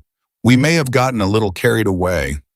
"Don't apologize for it," she said. He didn't. The afternoon brought the next thing nobody had planned for, which was the media. The 2 reporters who had shown up Wednesday had become by Thursday afternoon 7, including a crew from a Billings television station and a journalist from a national publication who had driven up from Salt Lake City after seeing the Facebook post that had now been shared more than 200,000 times. They gathered respectfully at the edge of the property because the people assembled on that property had a particular quality that encouraged respect, even from people not naturally inclined towards it, and they photographed and filmed and asked questions of the riders who were willing to talk, which was some of them, and Evelyn, who agreed to one brief conversation on the porch. The journalist from the national publication was a woman named Kim, maybe 40, with the practiced patience of someone who had learned to wait for the real thing rather than the performed version. She sat on the porch steps with her notebook and looked at Evelyn and said, "I've been trying to find the right question to ask you. I've been here for 2 hours and I'm still not sure I have it." Evelyn sat in Roy's porch chair. "Try anyway," she said. "Why didn't you leave?" Kim said. "Yeah, 2 years of pressure, legal threats, the fire, a buyout that would have set you up for the rest of your life. Why didn't you just go?" Evelyn was quiet for a moment. "Roy is buried in that field," she said. "I know I keep saying that because people keep asking me versions of the same question, but that's the answer. He built this place.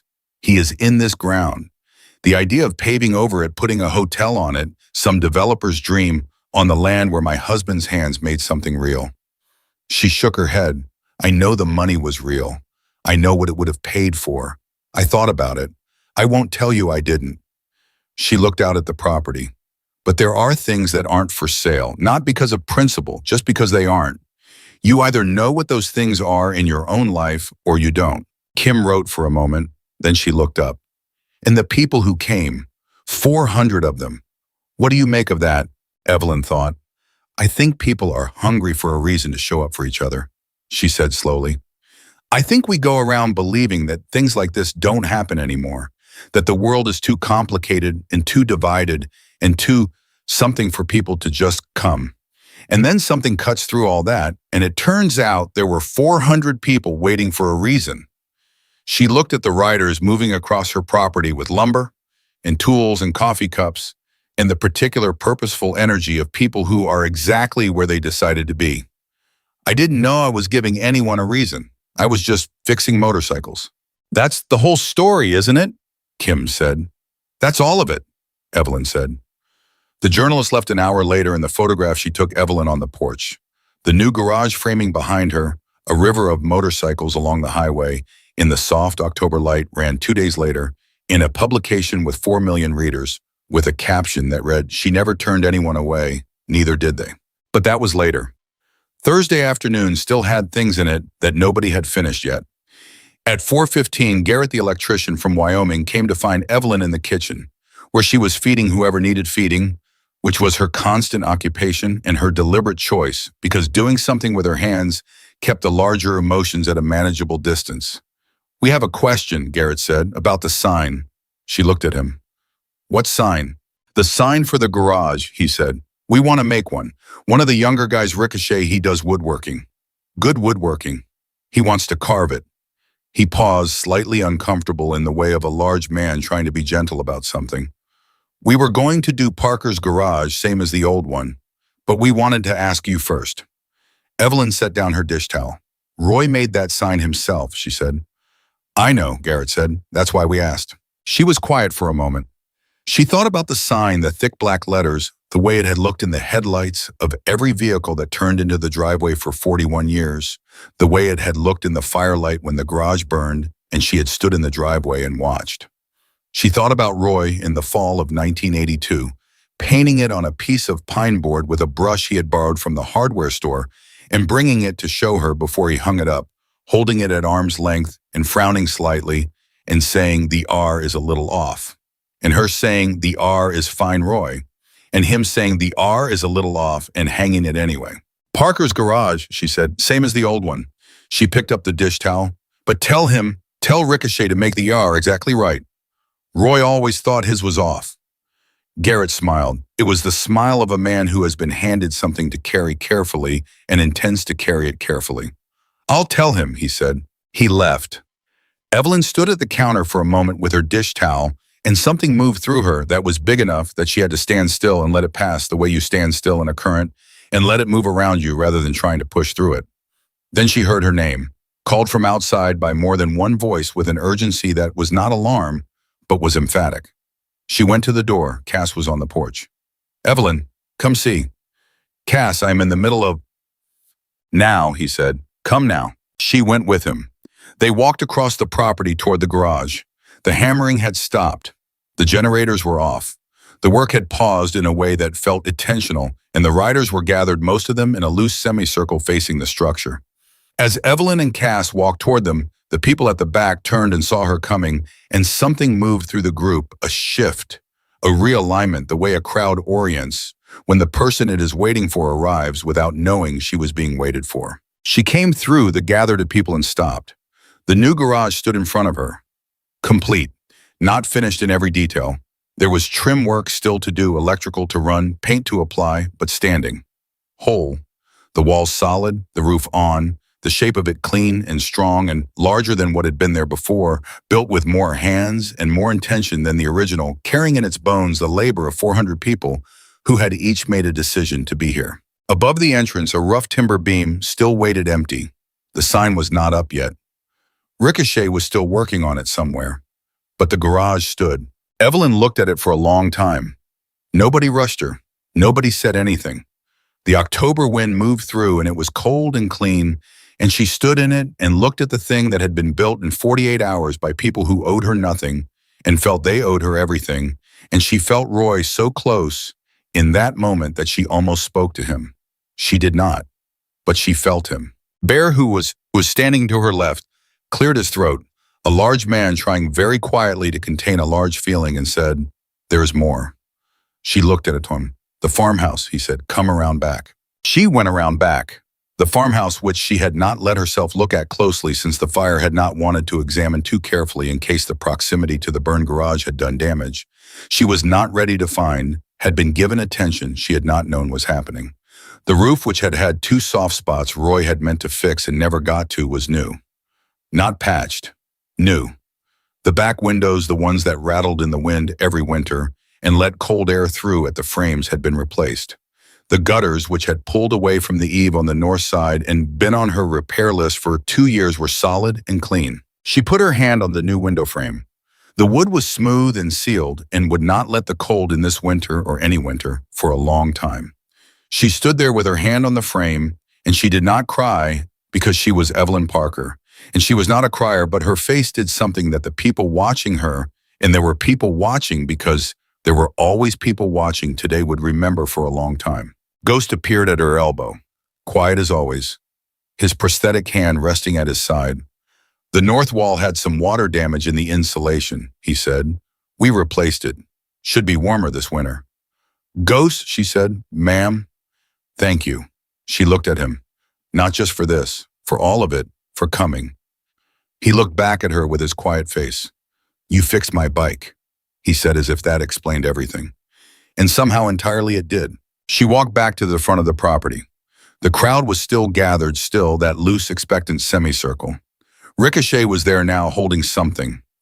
He was maybe 35, the youngest of the original six, and he was holding the sign the way a person holds something they have made, with genuine care, slightly away from the body, both hands as if the object deserves its own space. It was pine, sanded smooth, then treated so the grain came up warm and deep. The letters had been carved, not painted, cut into the wood with a precision that came from both skill and something more than skill. Parker's Garage in letters that were even and strong and exactly right, including the R. Ricochet brought it to her. He held it out with a slight awkwardness that was not clumsiness, but the awkwardness of a person who is not sure their offering is enough and knows that what it represents is more than they can fully say. I want you to know, he said. I've been woodworking for 12 years. I don't say that to brag. I say it because I want you to understand that I put everything I had into that. He paused. I don't know how to explain what that night meant when you fixed my bike and you wouldn't take the money and you told Cass what you told him. I was in a bad place when we pulled into your driveway that night. Not with the bike, with other things. He looked at her. What you said about paying it forward. I've been thinking about it every day since. Every single day. Evelyn took the sign in both hands. She looked at it for a long time. She ran her thumb along the carved letters. She found the R and looked at it, and it was exactly right. And something about that, something about the absolute precision of the R that Roy had always thought was off on his own sign, made her laugh suddenly and freely the way laughter comes when grief and joy are so close together that the body can't tell the difference and doesn't try. The laugh moved through the crowd and others caught it, and it spread the way. Real laughter spreads, uncontrolled and generous. She held the sign against her chest. Roy would have loved this, she said. He would never have admitted it because he was stubborn as a fence post, but he would have loved every inch of it. More laughter. She looked at Ricochet. What's your name? She asked. Your real name. He blinked. Marcus, he said. Marcus Webb. Marcus Webb, she said. You did Roy Parker proud. She looked at him steadily. Whatever the bad place was, you're not in it anymore. I can see that from here. He looked at her for a moment. He nodded once and swallowed. No, he said, I'm not. The sign went up 30 minutes later, Cass on one side and Bear on the other. Both of them on ladders and both of them taking instructions from Evelyn, who stood below and directed the leveling with the authority of a woman who has spent decades aligning things that needed to be right. When it was up, she stepped back and looked at it and said, left side up a ½ inch. Cass adjusted. Now it's right, she said. Bear looked over at Cass. Roy Parker, she said, not a crier. He was grinning. The ½ inch. The ½ inch, Cass agreed. Parker's Garage hung above the entrance in the October afternoon, and the light on it was right and the R was perfect, and somewhere between what had been destroyed and what had been built, something had happened to that stretch of Montana highway that it would not easily shake. Victor Grayson's car was gone. His attorney was gone. The conversation with Agent Torres had continued by phone from Missoula and would continue for some time after. What he faced was substantial and moving and no longer within his power to stop, and he knew it, and the knowing of it had aged his face in a way that the morning's photograph taken by the television crew before they knew what was about to happen showed clearly to anyone who looked. But on the property, nobody was thinking about Victor Grayson. They were thinking about dinner, which Helen was coordinating with the ferocious efficiency she brought to everything. They were thinking about the work still to finish tomorrow. They were thinking about the ride home, which for some of them was very long and would begin before dawn.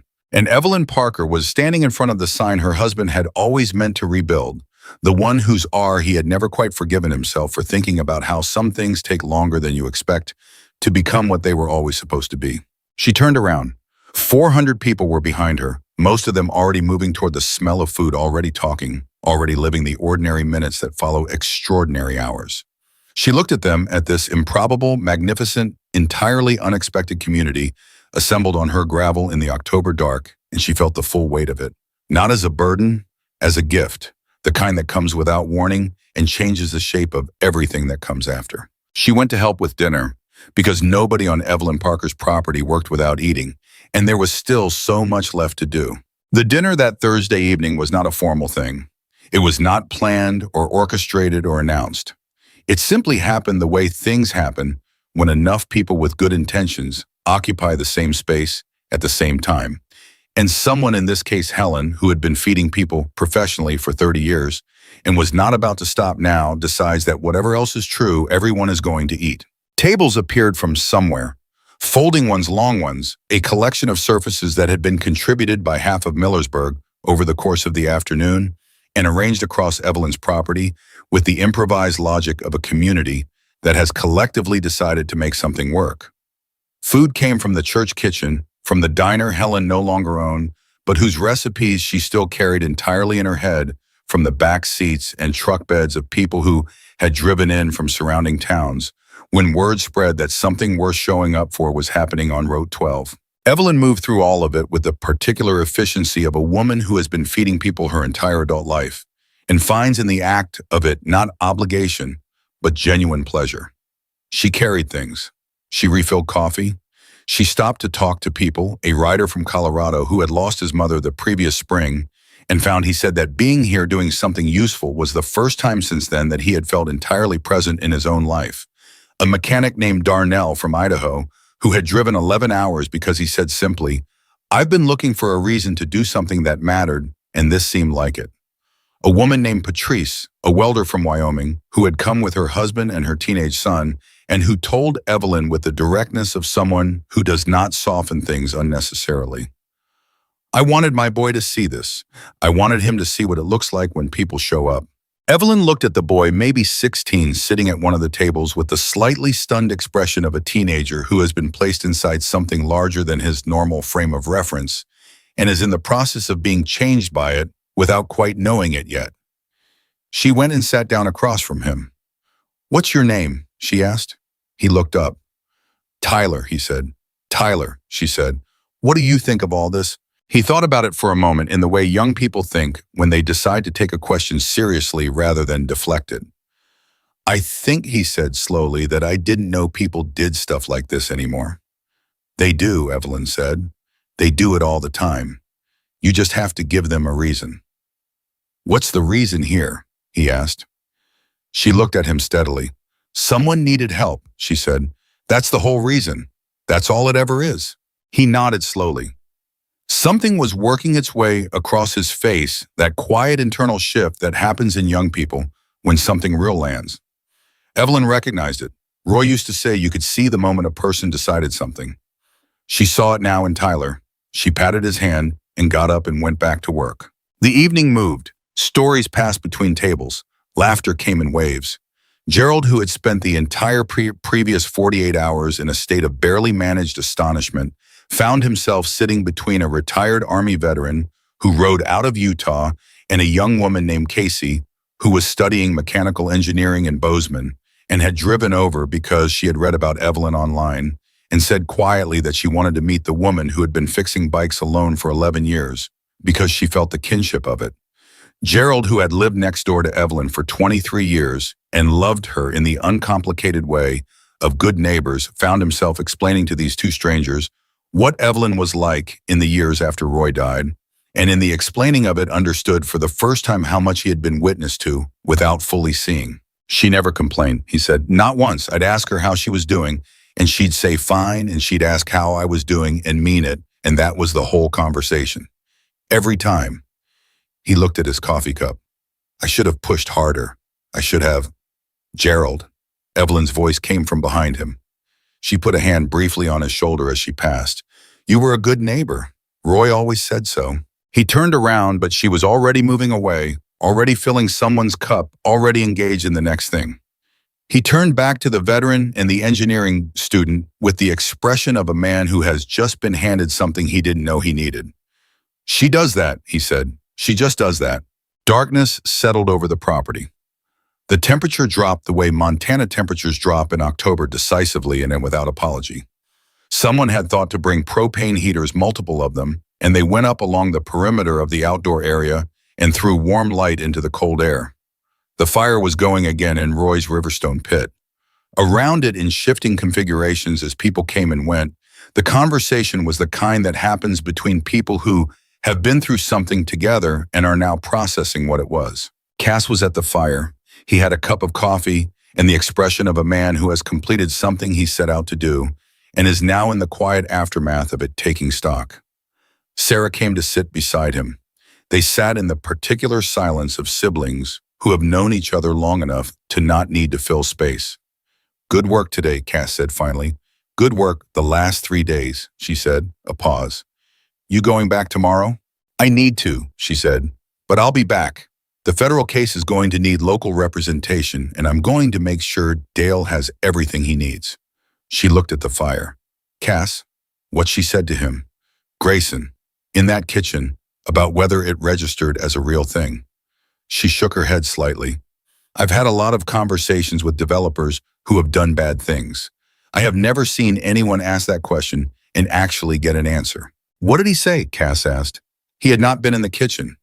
"He said he told himself she was being unreasonable," Sarah said. "Like it was a confession, like she had walked up to something in him that he had put behind a very thick wall and simply knocked on the door and it opened." She paused. "I don't know what happens to a person like that.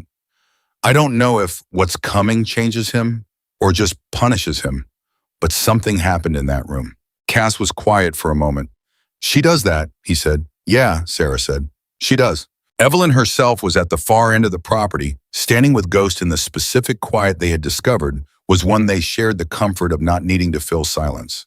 Ghost had sought her out not for conversation but for company, and she had understood that immediately and simply stood beside him and looked at the dark field and the cold October stars and the light from Roy's fire pit moving at the edge of her vision. After a while, Ghost said, "My wife would have loved you." "Past tense," Evelyn said. 4 years ago," he said. "I'm sorry." "She was a teacher," he said. "I told you that by the fire the other night.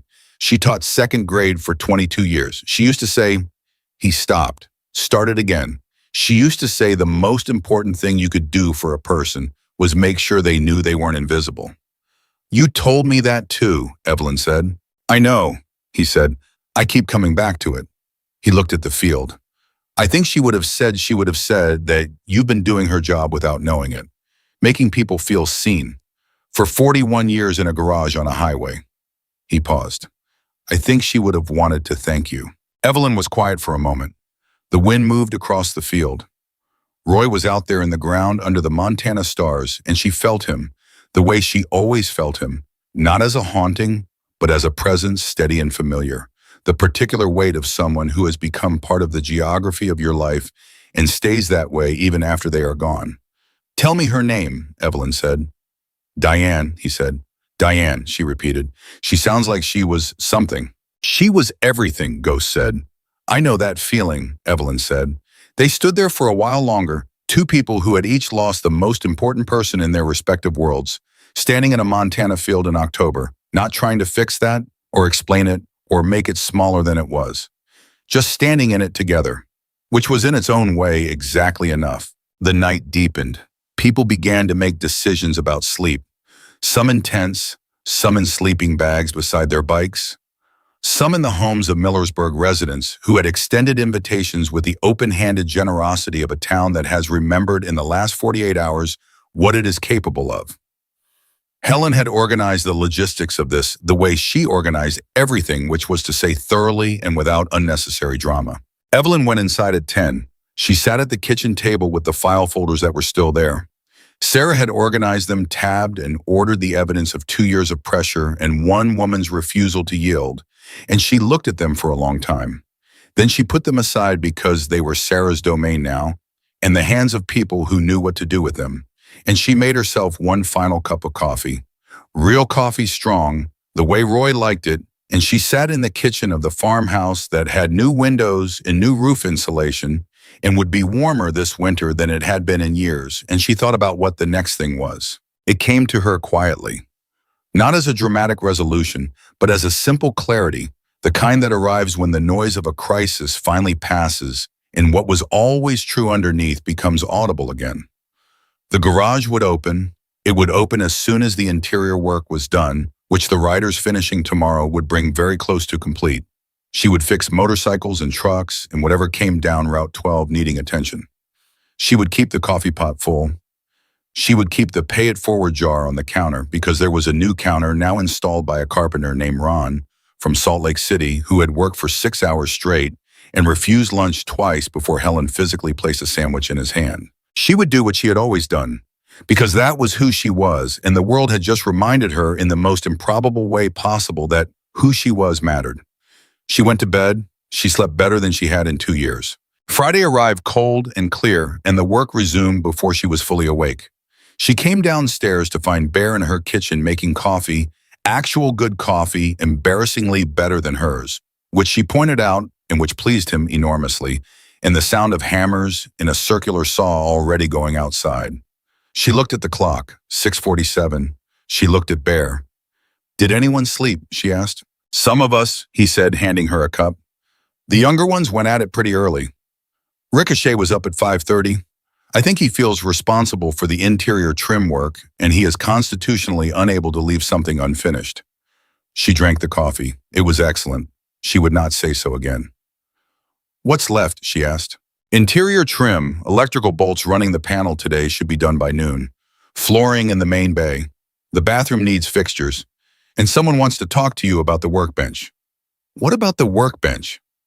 Bear's expression shifted into something that was carefully neutral. "There's been a discussion," he said. "What kind of discussion?" "The kind where 12 people have opinions and nobody wants to be wrong," he said. "I'd go out there sooner rather than later." She went out. The workbench discussion turned out to involve 6 writers, 2 carpenters from Millersburg, who had joined the work Thursday morning, Garrett the electrician, and a man named Frank, who had not been introduced to Evelyn before now, but who turned out to be a custom woodworker from Colorado, who had driven 14 hours specifically because he had seen the project online and felt that if people were building something, it should be built right, and who had opinions about workbench construction that were detailed, well-reasoned, and apparently somewhat difficult to argue with based on the expressions of the people around him. Evelyn listened to the competing proposals for 4 minutes. Then she said, "Roy's original bench was 11 feet long, 34 inches high, and had a 6-inch maple top because he said maple is honest wood. It doesn't pretend to be harder than it is, and it doesn't pretend to be softer." She looked at Frank. "Can you do that?" Frank looked at her for a moment. "I can do better than that," he said. "Don't do better," she said. "Do that, exactly that." He understood. She saw it in his face, the understanding that this was not a request for improvement, but for a continuation, for honoring the specific choice of a specific man who was not here to speak for himself. He nodded. 11 feet, 34 inches, 6-inch maple top, he said. "I'll have it done by tomorrow morning." "Good," she said, and went back inside for more of Bear's coffee. The morning moved fast and with purpose. By 10 o'clock, the interior trim was going in. By 11, Bolt had the electrical panel running, and the lights inside the new garage came on for the first time. And when they did, several people stopped what they were doing and just looked, because a building with its lights on is a different thing from a building without them. And this building with its lights on was something that shouldn't have been possible 48 hours ago, and now simply was. Evelyn was in the doorway when the lights came up. She stood there and looked at the new interior, the clean walls, the new floor going in the workbench frame, already standing where Roy's had always stood, and she did not speak for a moment. Bolt, who was standing at the panel with the particular satisfied expression of an electrician whose work has done exactly what it was supposed to do, looked across at her and said, "You all right?" "Fine," she said in the voice of someone who was the opposite of fine in the best possible way. "Turn them off and on again." He looked at her. "I want to see it happen twice," she said. He turned them off. The garage went dim. Then he turned them on again, and the light came up clean and strong, and Evelyn Parker smiled the kind of smile that uses the whole face.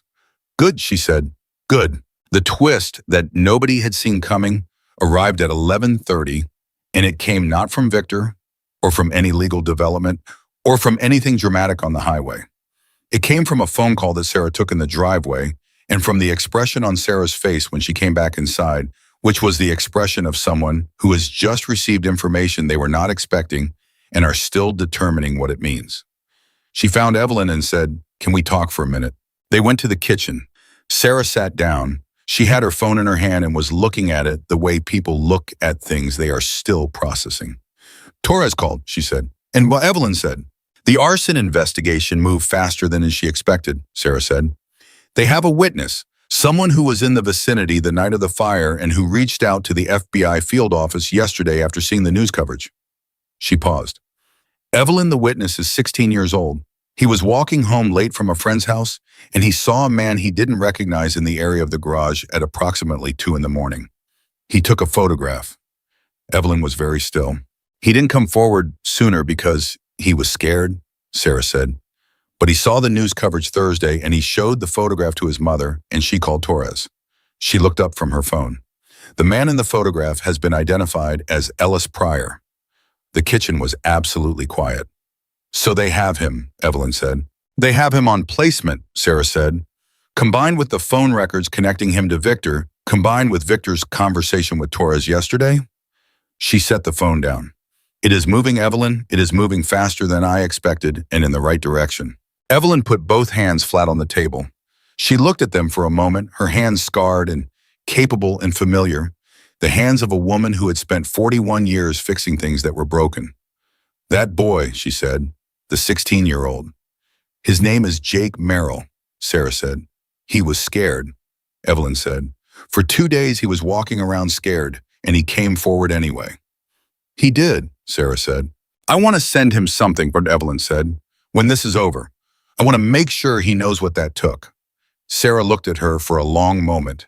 Then she said very quietly, "Do you know that from the moment I walked into this kitchen 2 days ago, every time I give you information about something Victor has done or what he's facing, your first question is always about someone else. Margaret Olson, Jake Merrill."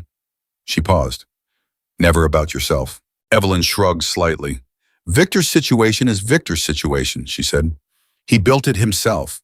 The people around it, the ones who did something brave or who got hurt by it, those are the people we're thinking about." Sarah was quiet for a moment. Then she said, "I understand now why Cass made all those calls." "He's observant," Evelyn said. She stood up. "Is there more coffee?"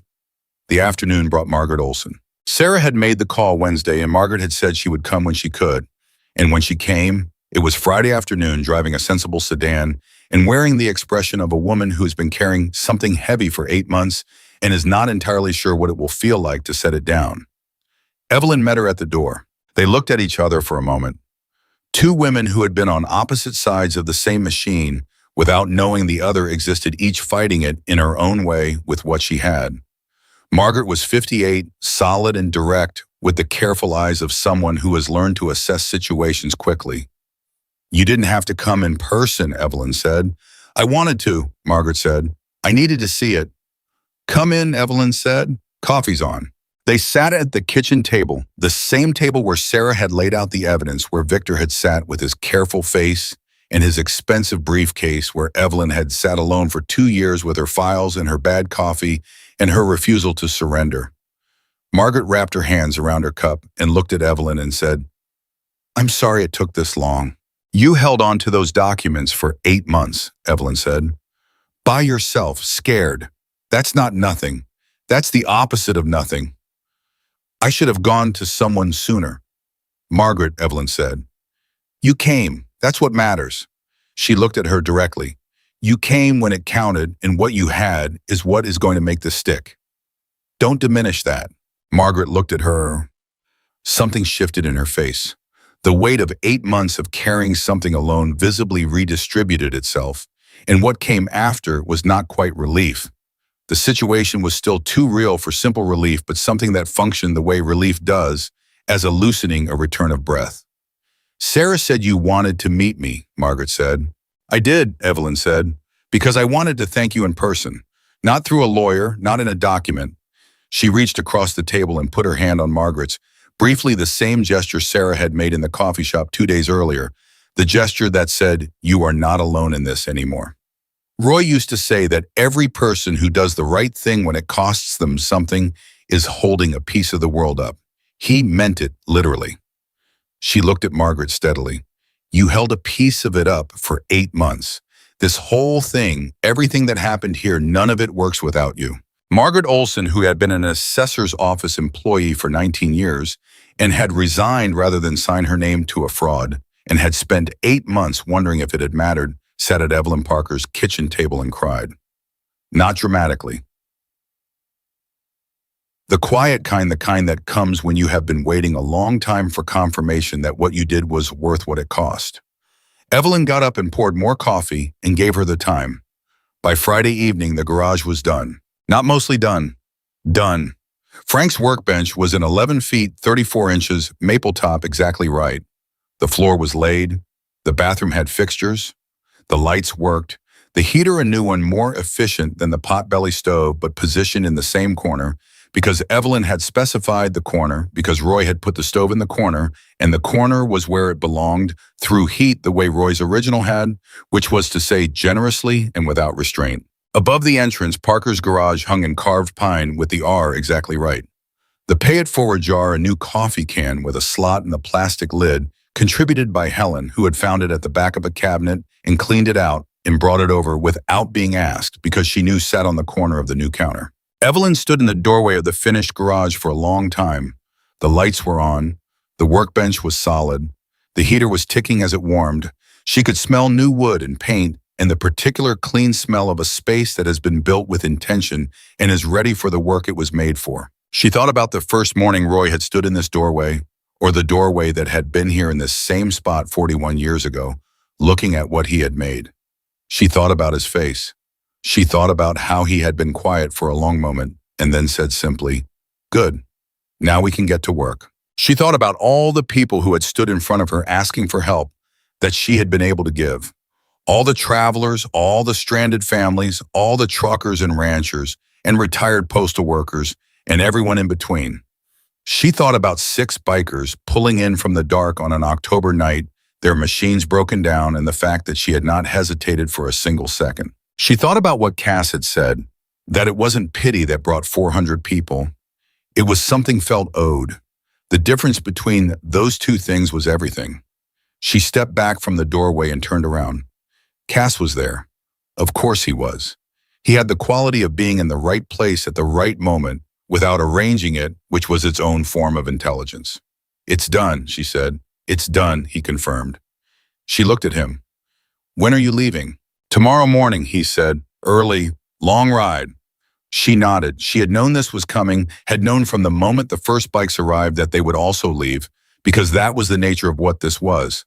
Not a permanent presence, but a decisive one. The kind that comes, does what it came to do, and trusts that what it built will stand on its own. "I need you to know something," she said. "Tell me," he said. "I have been on my own for 11 years, she said, really on my own, not feeling sorry for myself about it. That's just what it was. Roy was gone, and the shop was mine, and I kept going." She paused.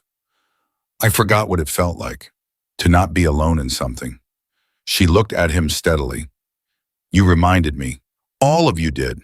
And I don't know how to thank you for that adequately, so I'm not going to try. I'm just going to tell you it's true." Cass looked at her for a moment. Then he said, "You want to know something?" "Yes," she said. "Every one of us who came here, we've been alone in something too. Different somethings. But you know what it is? The particular kind of alone where you're surrounded by people and it doesn't touch it." He looked at the garage. "What you built here, not this building. The other thing, the 41 years of never turning anyone away, never letting the door stay closed, always leaving the coffee on." He turned back to her. "That touches it, every time. For everyone who came through." He paused. "You've been fighting alone because you didn't know you weren't." She looked at him for a long time. "Roy would have liked you," she said finally. "I hope so," Cass said. "He would have liked you a great deal," she said. "He would have thought your beard was excessive." Cass laughed. The full, unguarded laugh that she had come to recognize as one of the best sounds she had heard in recent memory. "My beard is distinguished," he said. Roy would have disagreed, she said, strongly and with specific reasons. She looked at the garage one more time. "Go get some sleep, Cass. You've got a long road tomorrow." He nodded, he turned to go. Then he stopped and turned back. "Evelyn." "Yes." "Don't stop leaving the coffee on," he said. "The next person who needs it is already on their way." She looked at him. "I know," she said. "I know they are." He walked back toward the fire. She stood in the doorway of the garage, Roy's garage, her garage, the garage that 400 people had decided was worth saving. And she looked at the sign above her head, at the carved letters that were strong and true and exactly right, including the R, especially the R, and she felt the full weight of everything that had happened and did not try to make it smaller or simpler than it was. The next morning they left before the sun was up. She stood on the porch in the cold dark and listened to the engines start one by one, and then in groups, the low rolling thunder building, until it filled the whole valley, until it was the only sound in the world. They came past the house on their way to the highway, all of them in a long, slow procession, and as they passed, each rider looked at her on the porch, some raising a hand, some nodding. Ricochet. Marcus putting his fist briefly to his chest in a gesture that needed no translation. Ghost, who passed near the end, simply looked at her with his quiet eyes, and she looked back with hers, and that was the whole conversation, and it was complete. Cass was last. He pulled up to the porch and cut his engine and looked at her. She looked at him. Neither of them said anything. Then he started the engine again and turned onto Route 12, and the thunder moved away down the highway, fading the way thunder fades gradually, and then suddenly until the valley was quiet again, and all that was left was the cold October morning and the smell of exhaust and coffee and new wood. Evelyn stood on the porch for a long time after the last engine sound was gone. Then she went inside. She put on a fresh pot of coffee. She put on her work boots. She went to the garage, unlocked the door, turned on the lights, and opened for business. Because that was what you did. You fixed what was broken. You left the door open. You kept the coffee on. You helped whoever came down the road needing it. And you trusted, not naively, not without evidence, but with the deep, earned certainty of a woman who had just watched 400 people drive across 4 states to prove it, that the good you put into the world does not disappear. It travels. It multiplies. It comes back to you in forms you could not have predicted, at moments you could not have planned for, carried by people you never expected in numbers that make no logical sense and make every human sense at once. Evelyn Parker opened her garage on a cold October morning in Millersburg, Montana, and the pay it forward jar sat on the counter, and the lights were on, and the coffee was ready, and the first vehicle of the day turned off Route 12 into her driveway before 8 o'clock. She went out to meet it, because nobody who came to Parker's garage was ever turned away. Not once, not ever. And she was not about to start now.